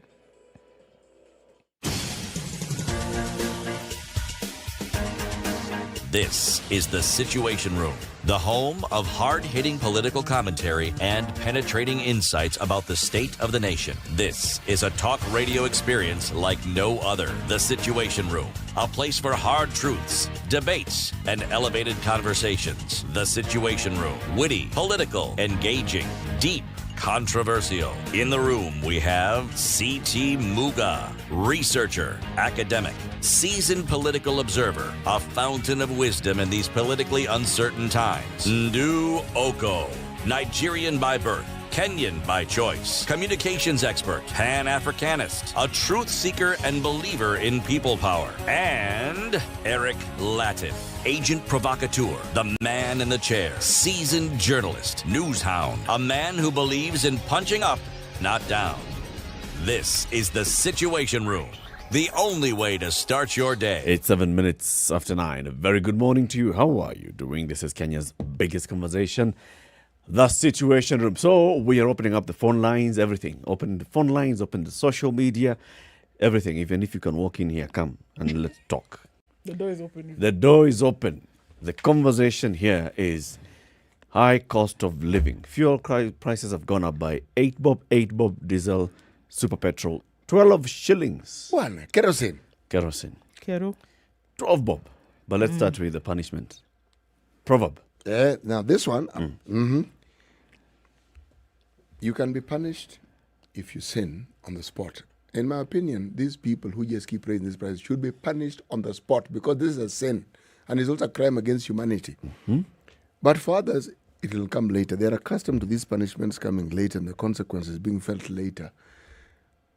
You have a lovely, pliable citizenry who do what you say, who work hard, who put up with your... And here I'm going to use a Kenyan word, your nonsenses, okay? Yeah.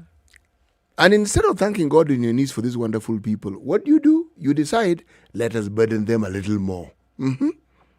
This burden they have isn't enough. Let's add to it so that they can actually feel the full weight of...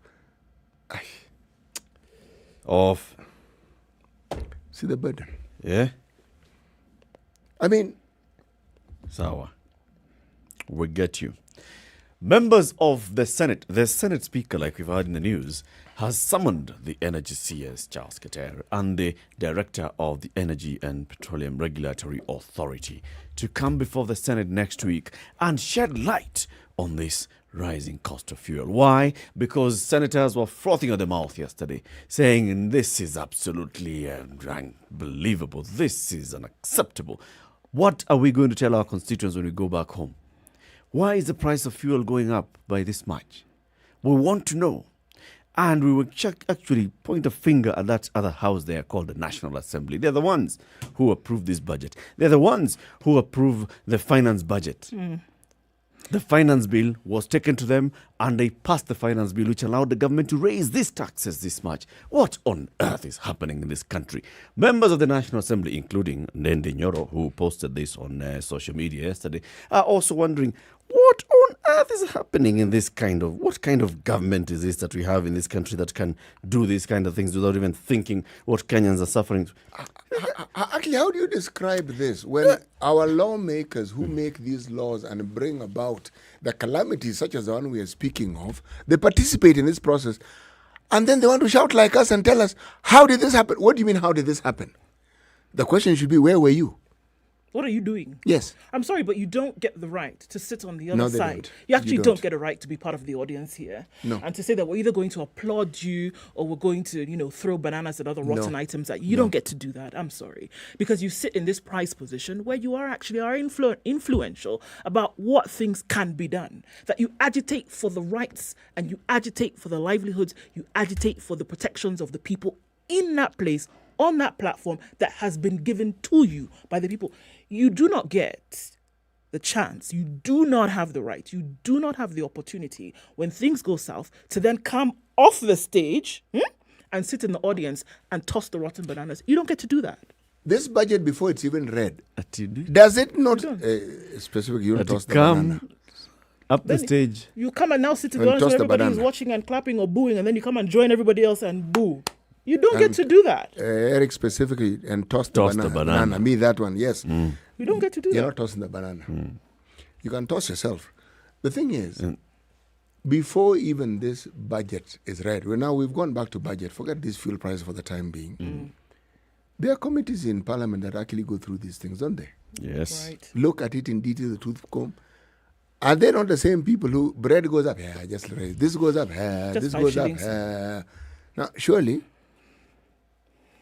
is that not the time when you should say, folks, Things are going. this isn't the way to... Let's call these fellows in and let's have a discussion about how we can go about this particular matter, that because they want to raise money. We understand that very well, but this one is not good. It can't possibly be good. It sails through. It is bad. And then suddenly... Yeah, Yes. I just had a light. Well, the noise is being made after the fact. Yes. Yeah, but that's the way you do it. This thing Yes. has already happened. Yes, it's happened. The announcements have already been made. The ripple effects have already started to take The house place. has bolted. It has bolted. Station doesn't even exist. Stable doesn't exist anymore. yes, It's yes. This done. one is called Machozi Then ya Mamba. that is now when you want to come and start crying. Yes.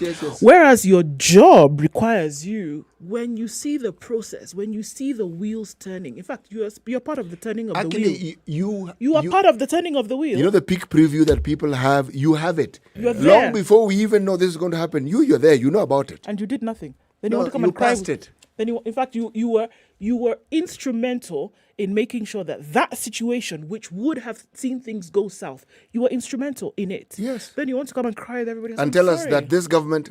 No. No. Let me read something. Page 5 of The Nation this morning. Are you ready? Yes, we are. This is the news. I'm Eric Latif. The fuel price nightmare for Kenyan consumers will worsen further in just 2 weeks when the government's new tax rates kick in the beginning of October.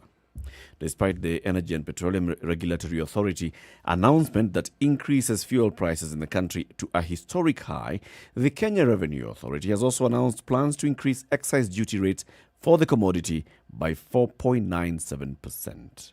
The increase in excise duty on fuel, among other products, subject to approval by Treasury CS Ukur Yatani, will be in order to cover for the inflation witnessed in the financial year 2020-2021. According to KRA, that said this in a public notice on the 10th of August. The Kenya Revenue Authority would therefore like to inform manufacturers and importers of excisable goods falling under the specific rate category and members of the public. The Commissioner General will adjust the rates of excise duty using the average inflation rate for the financial year 2020-2021 of 4.97%, as determined by the Kenya National Bureau of Statistics. As a result, excise duty for regular petrol will increase from the current 21,522 to 22,596 per 1,000 litres. That is going up by 1.069 shillings per litre. Petrol will rise by 1.09 per litre, and kerosene by a similar amount. 4.97% excise duty. The current price that we are just making noise about is in effect until the 14th of October. 15th of October, new price comes in. 1st of October, excise duty goes up. That means when IPRA is calculating for the next month, it'll have to factor in excise duty with an extra 4.97%. That is if Ukur Yatani approves this. Do you see Ukur Yatani not approving this? No. City has faith. City has faith that he will. That he will not. That he will approve this. He will approve this. Remember earlier on in the morning when we were talking about low uptake of COVID? Huh? Uptake of COVID? Yes, I was going to continue. Okay. I just want to make sure that you're alert. I'm there with you. Vaccination for Got COVID. it. Right? Okay. And there was the comment was, remember with reference to the US, why this apathy? Right. Okay. And I realized, here it is the complete opposite. There, you have a proactive government that ensures that the vaccine is actually available. Apathy with the people. Here, it's apathy with the government. Okay? Yes, it's still apathy. Yeah. Because if you look at our government has people apathy. Yes. Here you are arguing that Biden is complaining, but we've got this thing ready for everyone, but only 20%. Here we have people who want to be vaccinated, and there is a merry-go-round. Yes. Do we have the vaccines? Can we bring the vaccines? Okay, we now have the vaccines, and where are they exactly? Oh no, they've arrived now. We'll tell you when they'll be available. But they're in the country. Yes, and then now there is the debate. We have vaccines. How many are there? 2 million? What percentage of our people have we vaccinated? 3.16. Precisely. Yes, now, and that's 3.16 million as a percentage of the population. No, that is 3.16%. Not even million? Of the adult population. No, of the adult population in Kenya. So here we're talking percentage, 3.16. No, the number of people that have been vaccinated in the country are 5-point-something million, right? Yes. So that represents an adult population of 3.16%. Okay. Yes. Now, that one. Now, so where's the apathy here? So the government. You're not going to say that it's the people. If I look at the long queues I have seen, and I've seen long queues, people are interested, they want to be vaccinated. But they're not sure. Government will tell you, we don't have money. We don't. And that's why we are bringing in these heavy taxes on fuel so that, it's an easy way of capturing a lot of the money. Excise duty at 12 shillings a litre. Every time you go and fuel, 12 bob excise. So you what? Rail development, road development, maintenance, petroleum levy, value added. Don't add any value, just give me the fuel. Surely. If you actually look at the trajectory of these increases for the longest time, at every phase, it was to cater for the needs that we have, isn't it? Yes. But there's something that is a constant also.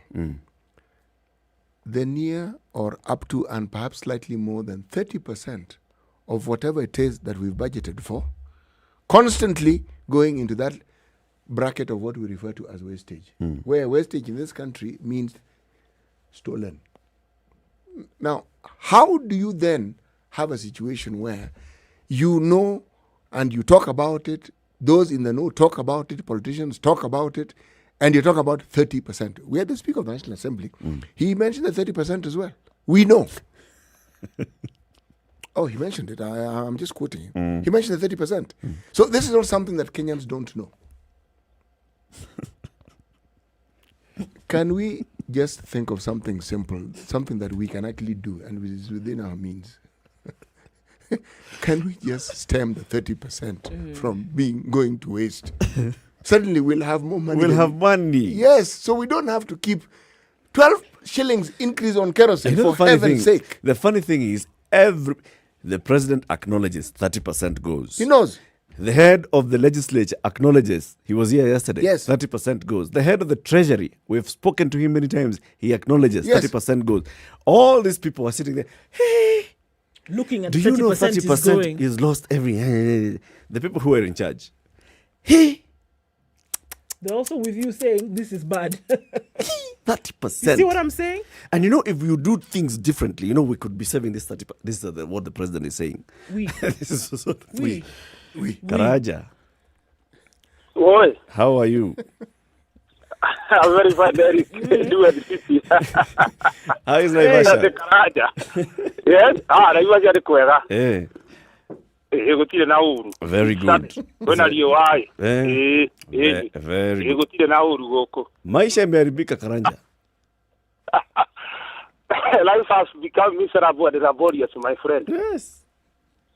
Now, this is what we call the plethora subject. There is a physiology that says, read us for tomorrow. And a terminology for the youth that say, read us for tomorrow and the youth for today. Now, since we got the CS for what? For finance. In fact, we had been losing everything. Look at the statistics.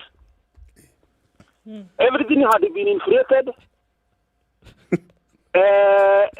Look at the sitting allowances for the MPs. These people that does not pay any tax. These people import vehicles from abroad. They don't pay taxes. They pay oils in parliament. Yeah. As they are saying, tunatumia mafuta. We are extending the time to burn the fuel so that they can have more money and more sitting allowances. Karanja. Yes. These things you're saying, you believe them to be true, of course. It is true. But my question is, how can these people be eating the national cake with the Mwananchi, the poor Mwananchi, the grassroots Mwananchi, who does not have even, let me tell you, where I came from here in Naivasha, people here use the mining work here called the quarries areas. That person struggle each and every day. And he does not even, he only end up going home with 200 shillings. Can we just say 200 shillings divided? He need cooking fat. He need madaro. Sukuma wiki. This person need ugari. Yep. The megifra. How will he going to do his own budget? Can't balance it. Yes. Now, in fact, I remember how Muthui said, this is a man-eating-man society. It is a man-eating where the big fishes eating the small fish. I'm suggesting this. These people, it is my opinion, not SpiceFM opinion. It is Samuel Borokara's opinion. We shall wear, let us say on Monday we wear the blue jacket, so that we don't pay taxes. That is the only way that we can pressure this government to the task, to put this government to the walls, so that they can listen to Mwananchi. We take action.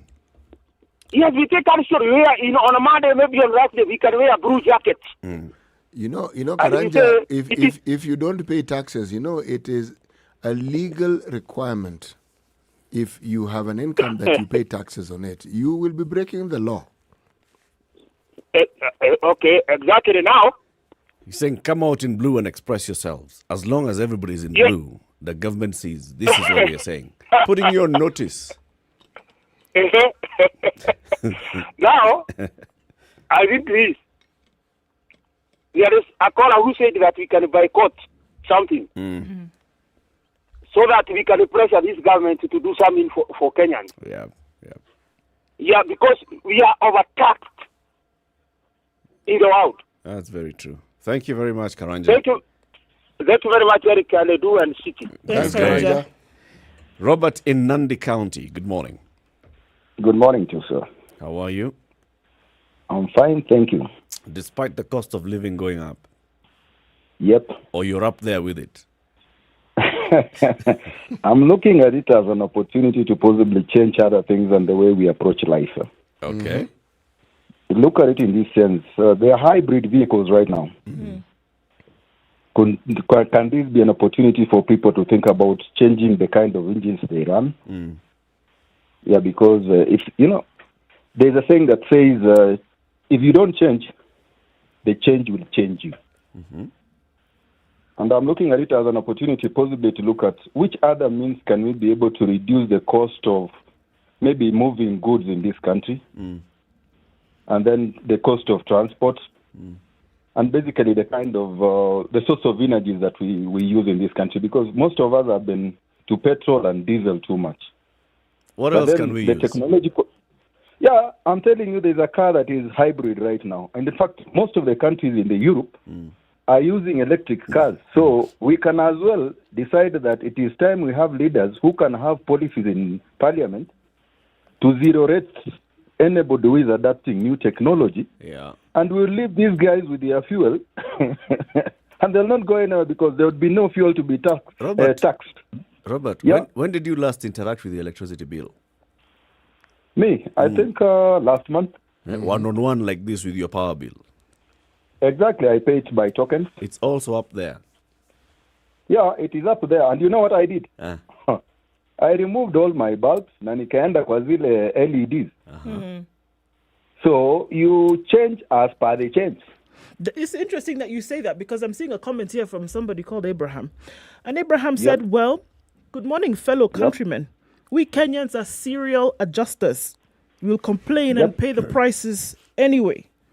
The politicians know this fact too well.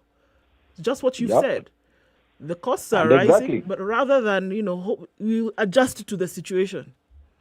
You adjust. In fact, most of the time when you find out the person who is intimidating you, if you just adjust and play it well alongside what he's trying. When we get into conflict, most of the time we get into fighting because one of us is resisting the change.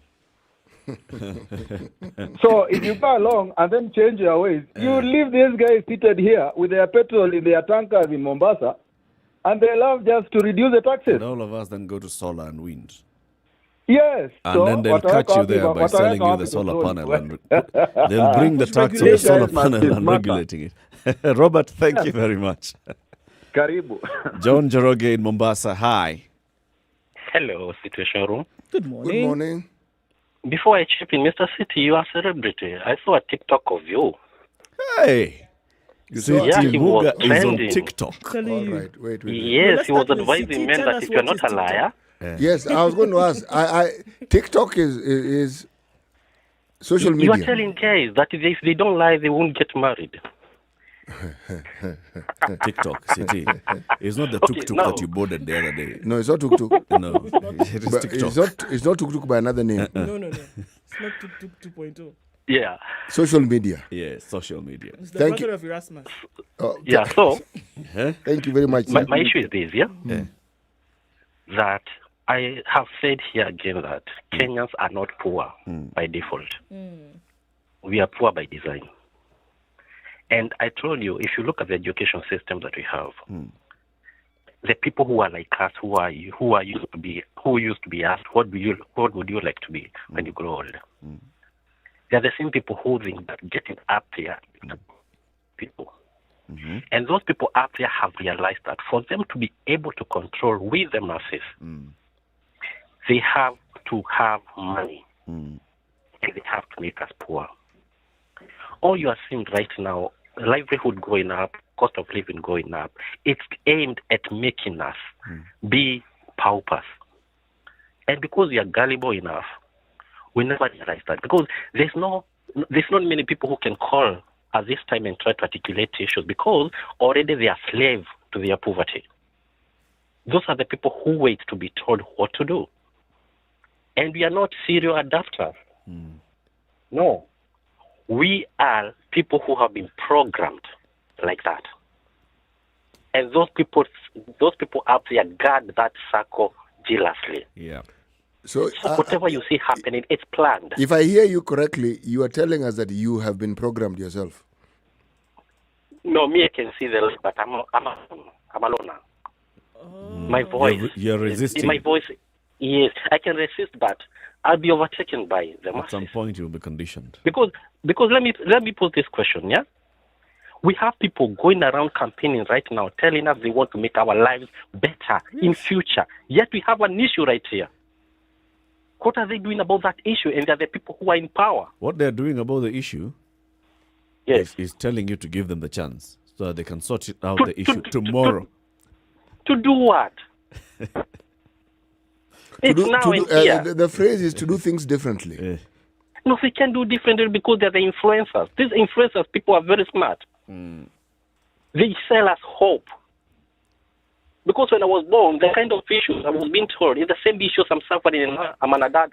If I may ask, if you're being sold hope, must you buy it? I'm saying I'm alone, yeah? Kikuyus have had the privilege of having three presidents. Have the poverty level in Kikuyu land subsided?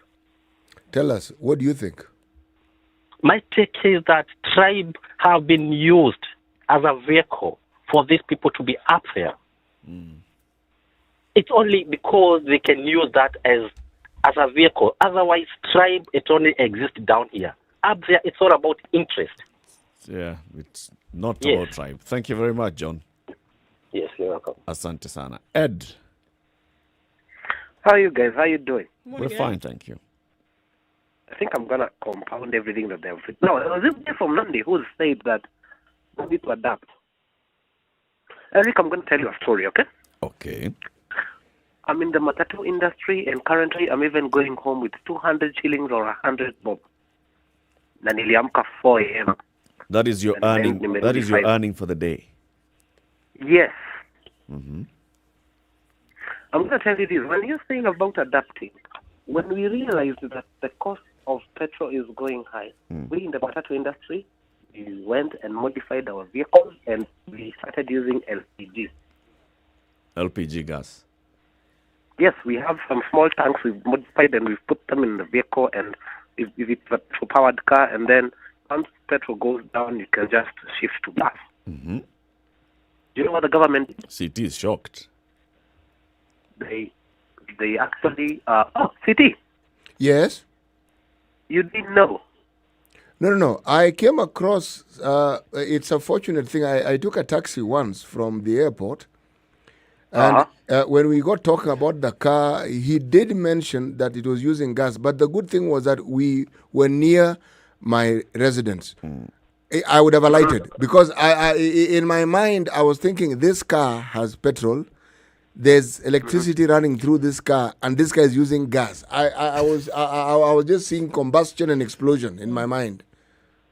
My friend, let me tell you what happened. Yes.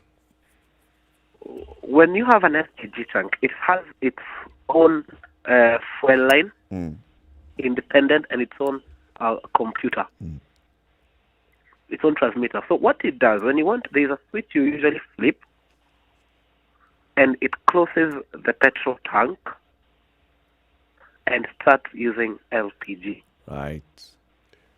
So there's no way it's going to use both of them at the same time. So what did the government do? It raised LPG. It had taxes on LPG. boss. It had taxes on LPG. So your cheaper source of fuel is now just as expensive. Yes, and guess what now? And then the IRA guys came and they are saying now, if you modify your vehicle, we are not going to insure. Yes, right now, Eric, when it was 126.80, I was being given 2,300 or 2,100 to Nanyuki, and the car takes 1,100 fuel consumption. Now, mind you, my friend, right now, Mbadi, the Nairobi Metropolitan guy, has raised Kanjo from 2,000 and something. Right now, we are paying 5K, which I don't think I'm going to come to Nairobi again now. Hey. That's 5K per what? Per month? 5,000 a month? Or Per a year? month. Yes, we have a memo. 5,000 a month for PSVs. For PSV 14-seater. So, 5,000 a month, hiyo ni Kanjo peke yake ya Nairobi. We have 3,000 shillings Kanjo ya Nyeri, 3,000 shillings Kanjo ya Nakuru, Wow. 2,500 Kanjo ya... To enable you get into any of these towns, you must pay this amount. Yes, and 9,875 per month for the insurance. And then TSA? And TSA, it usually comes once a year, but it usually goes to 10,800. And then, mara wambe will change governor ni 42,000. Yeah. I'm telling you right now, Eric, in the matatu industry, if you had $1 million bob right now, Eric, and you wanted to invest in the matatu industry, I will give you a good punch. Wake up your service. Wow. So right now, when I saw that it was at 137, I actually called. The first person I called was my boss. And I told him, hey, Daktari, you know what we're going to do? I'm going to tell you, yesterday, I spent the whole day CT in town. Gari haikubeba hata mtoto wa tembo. The whole day. There is a vehicle, I can tell you, Eric, there is a vehicle, there's some vehicles, they are spending 3 days bila kubeba anywhere because there is no flow ya watu and the cost, unashinda sasa utabeba watu ama utaweka gari town because hawezi enda nayo nyumbani, consumption ya fuel iko high. This government is doing weird things. And what actually pains us, especially like maybe right now in the matatu industry, I'm going to tell you something, Eric. The government itself, or in some parts of this country, we have allowed some vehicles to fly and to operate matatu business under the guise of taxis. Wow. Yet they are not licensed matatus. Oh. I'm going to give you an example. Toyota Sienna. Oh, those ones. Yes, Toyota Sientas right now are being used as matatus yet. Yeah. The only thing they pay is 9,000 bob a year for insurance, and then I think 700 shillings as Kanjo fees a month. That's it. You have that vehicle, you can do matatu business all you want. When these laws came, COVID-19 laws, we were carrying 9 people. They were carrying 10. They're still carrying the same. Yes, and loading. You know, it's How weird. 10 people fit in that car? In the Sienta.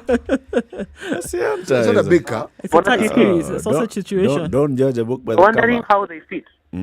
Wondering how they fit. Yeah. Yes. Give me one and I'll show you. I have heard. I'm going Yes, it's a good business opportunity that we are speaking of. Thank you. Thank you for your contribution. Thank you for those insights that you've shared with us. Have a good day. Have a good one, guys. Thank you. Thank you very much, Ed. Michael in Kisumu. Yes, yes. Michael, thank you for staying on the line. Good morning. Good morning. Cost of living is going up. Every day, Yeah. every single day. And we wonder when will it ever be reviewed to come down. Because I'm a border operator in Kisumu. And it's becoming tough.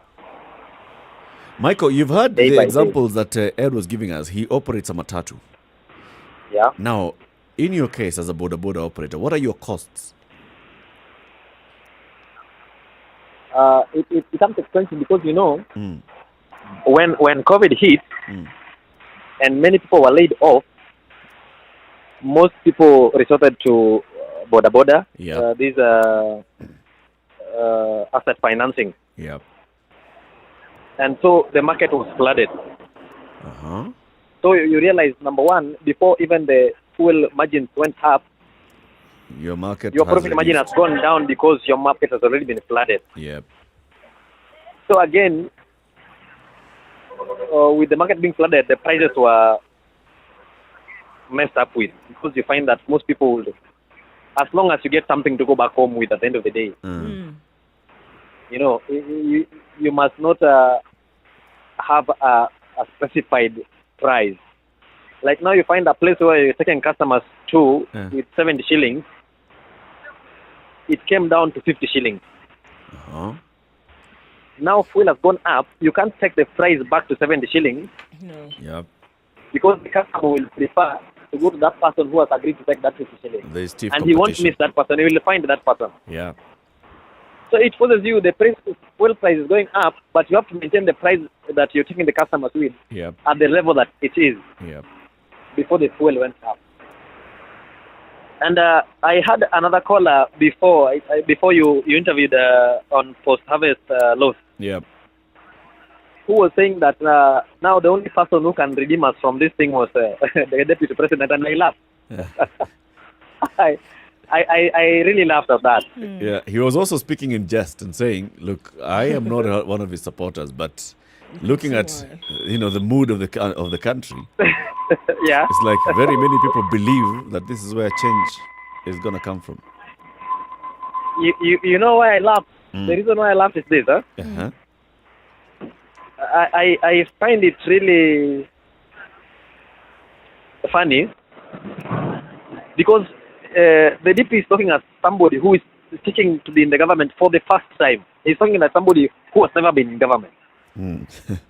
When it talks about Mama Mboga and Mtu wa Wheelbarrow or Mtu wa Mkokoteni, my question always is, every time he says this, my question is, did he know that these people were existing from 2013 to 2017 when he was the deputy president for the first time? Didn't he know that these people exist from 2017 before handshake? After handshake comes in and he's locked out of government, is when he wants to come out and find a point of how to get in with the youth. He was blind, but now he can see. You know, it doesn't make sense. And you know, this is the kind of thing that has made us both Kenyan citizens and youth be misled for a very long time. These people find a way of how they can meet you. They talk the language that you understand, you know. When it comes to the drought-stricken areas, he comes and says that I'll bring you water in this area, we'll dig dams. And you say, really, your hopes are raised high. And there's a playback that you always play here that person always says that the violator is also seen as the redeemer. Yes. And that is always what happens. These people, they go and research on what the citizens are going through. They come with perceived solutions to those problems. And that is the song they sing during the whole campaign period. And your raise is raised higher, and you see this person as the redeemer, only for him to clinch the top seat, and you realize that this person was only thinking about himself and his inner family. All along. All along. Yeah. So I think it's high time that we go through to a point whereby there is going to be a point where we reach a Mwananchi-led revolution. Not a leader-led revolution, but a Mwananchi-led revolution, because the punda amechoka. Kabisa. Thank you very much, Michael. Welcome. Asante sana. We all need to open our eyes. Good morning, 17 minutes to 10. Let's take this break, see how the weather is looking like. What? There's a place that was raining this morning. That was Kisumu. Yes. I forgot to ask Michael whether it's still raining in Kisumu. I'll tell you. You'll tell us just now, right? Whether it's still raining in Kisumu, and then the traffic situation in Nairobi and other major towns. Very good morning to you. We'll still pick your calls after the break. This is the Situation Room, the only way to start your day. Spice up your life. Have you seen them? Am I live? Yes, it's a very nice outfit, I must say. Good Thank job. you. Asante sana. The compliment is well received. Good morning and thank you. Everyone in Wasingishu was asking me, what channel is SpiceFM? 96.7. Tell them that, right? Yes, now they know. Thank you. It's a pleasure to be here. Pleasure to have you. you. What a beautiful studio, my friend. I've been to other radio stations, but I've never seen anything like this. Thank you, and it's very nice to be in a modern studio. Absolutely brilliant. And I have to say, it's a very cool ambiance here in your radio room. Just for our listeners, I think it is below zero in this room here. Very Swiss temperatures.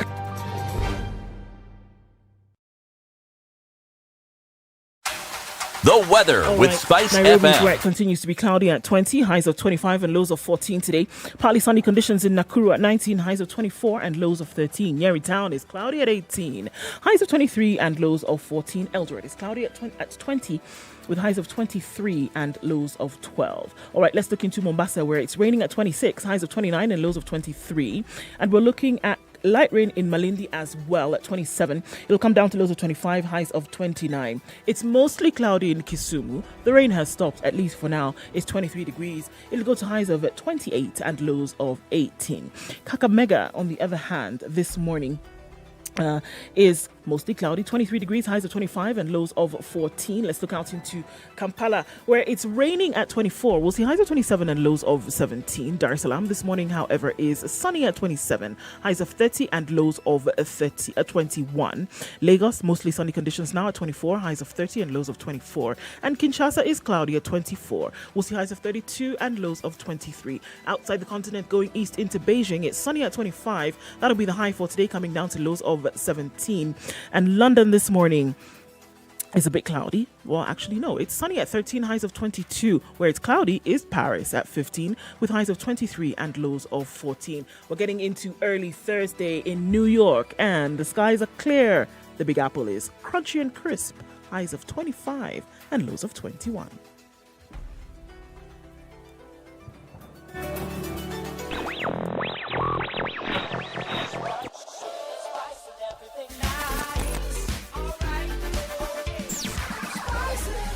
Spice up your life. The ICD route, which was your go-to to run away from traffic on Mombasa Road, now is completely packed. Remember those vehicles I was telling you about? The ones who were getting off of the weighbridge. They've all decided to use the ICD route, and vehicles using that are now turning back to the one-lane horror that is Mombasa Road this morning. So it doesn't get any prettier, folks. This one is going to need, perhaps at some point, a stiff drink. Don't drink and drive, though. Industrial area is still packed. Lunga Lunga, that area then spilling over to the Likoni interchange on Mombasa Road. You can then use the southern bypass out onto Langata Road because that's free and clear this morning. Looking a lot better on Langata Road as well. All the way to that roundabout. Not much of an issue this morning. Where there is an issue, however, is in the city centre. And traffic is jam-packed through and through.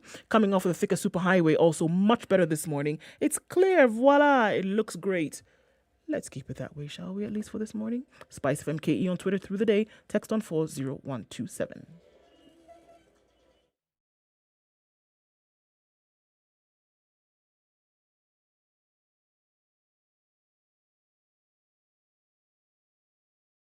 Mature, intelligent talk every morning. Spice up yourself.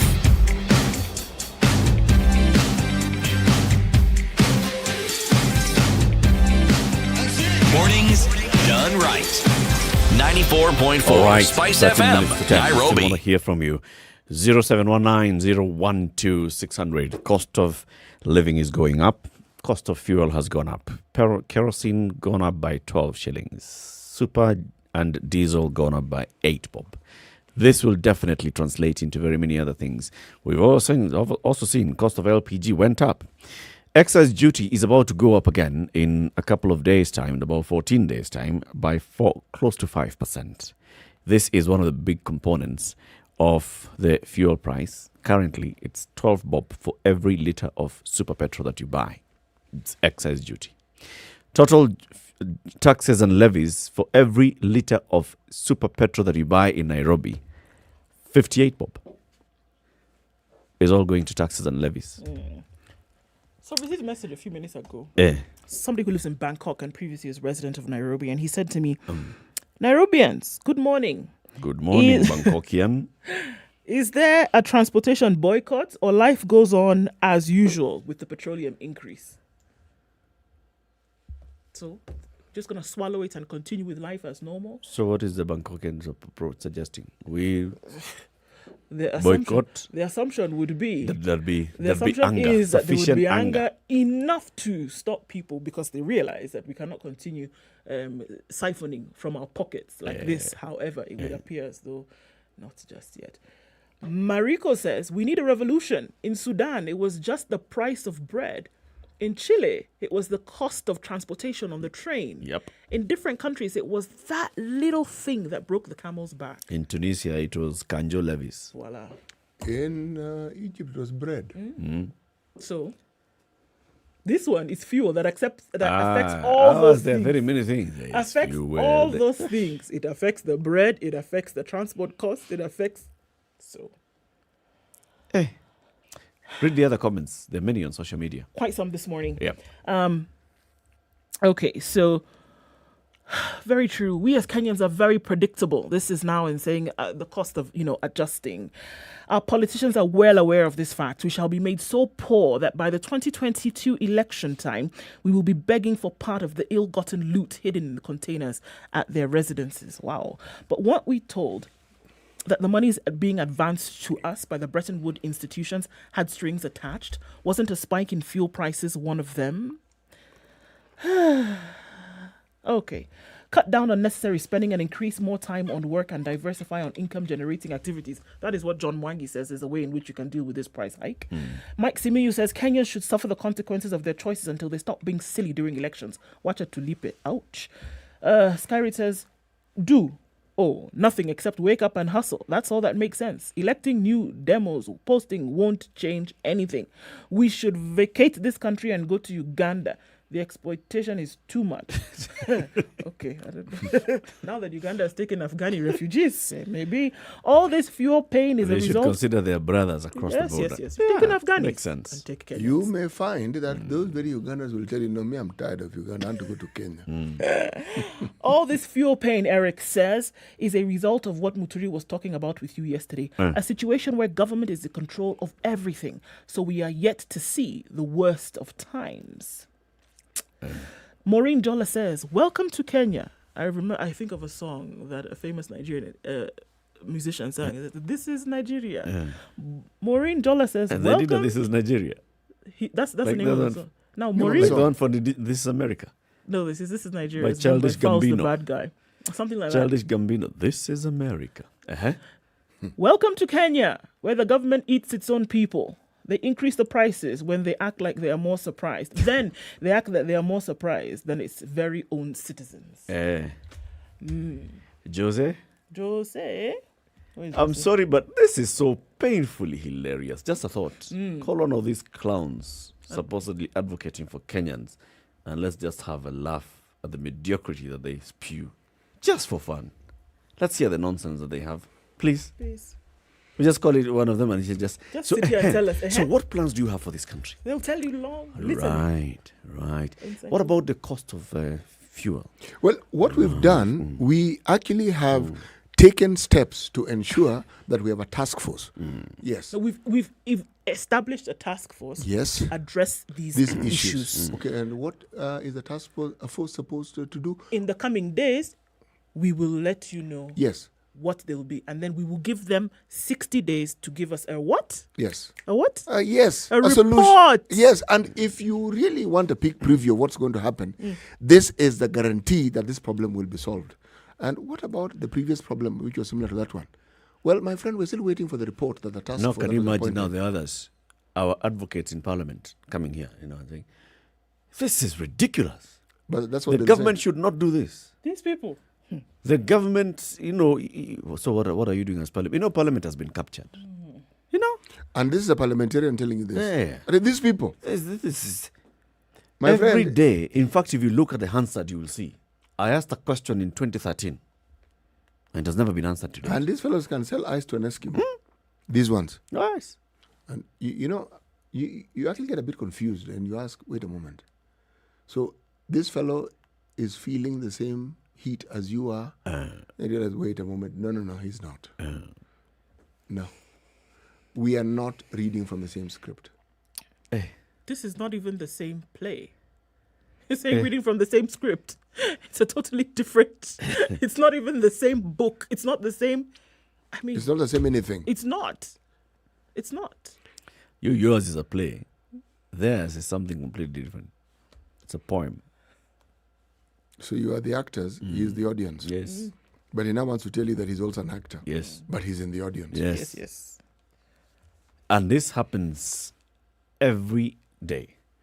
We talked about this when the Parliamentary Committee on Finance and Planning was discussing the proposed taxes by the Finance Minister. We spoke to the chair of that committee, the Honorable Gladys Wanga.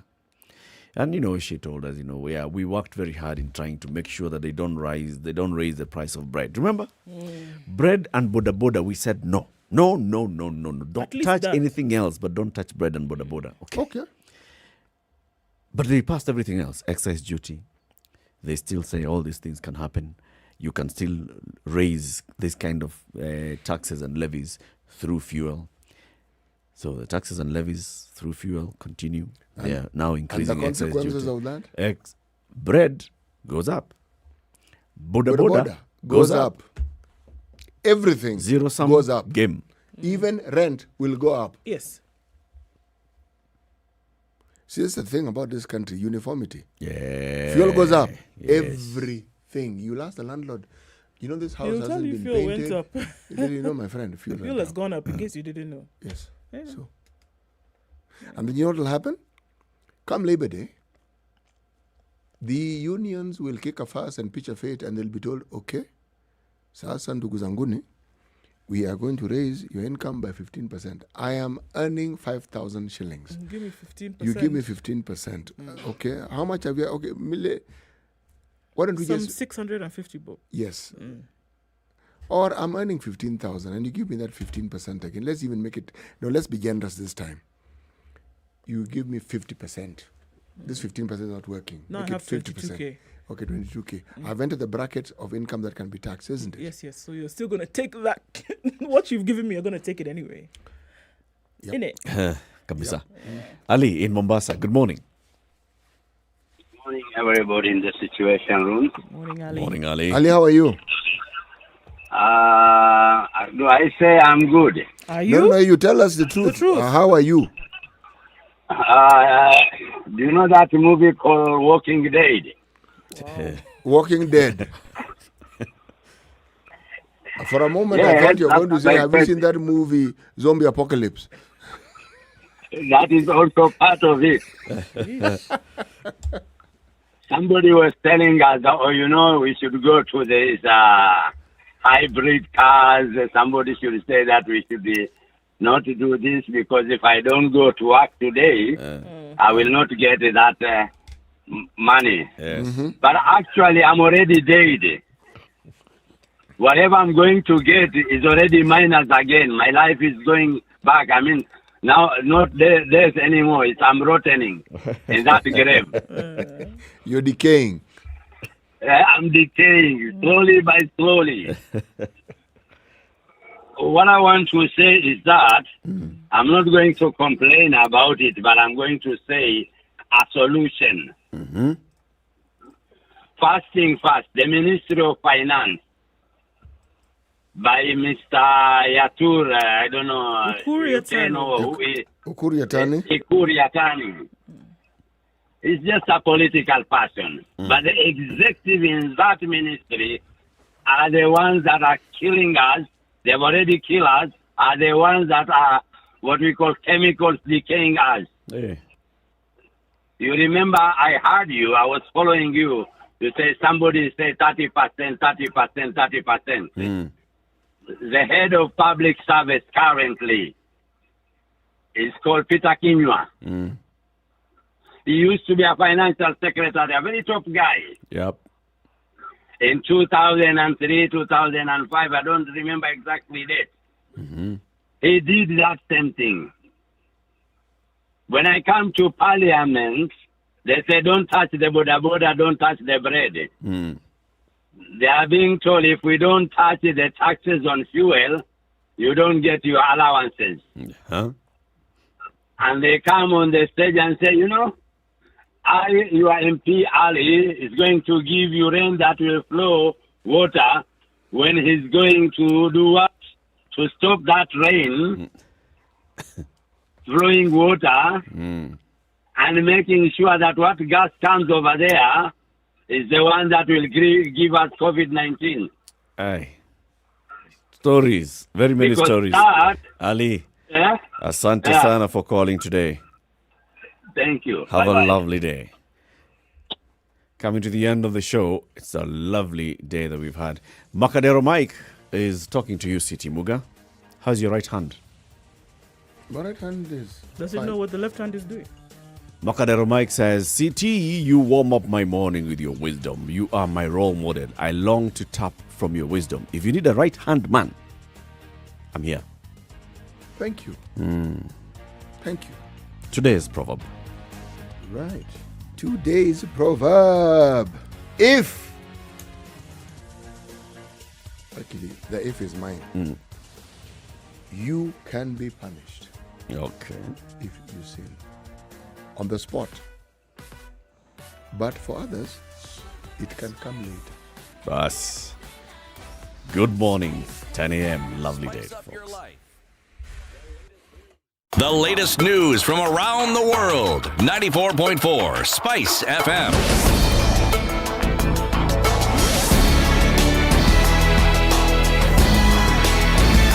This is Newswire. Dennis Aceto. Some border riders in Trans Nzoia County have been forced to cross the border into neighboring Uganda to buy fuel at a lower price after the local prices were reviewed upwards by the Energy, Petroleum and Regulatory Authority. One of the residents, Kevin Rambosha, said the petrol business in Uganda is doing well to the detriment of the local businesses and now is asking the government to intervene. Sisi tunashangaa kama Wakenya. Hii mafuta inapita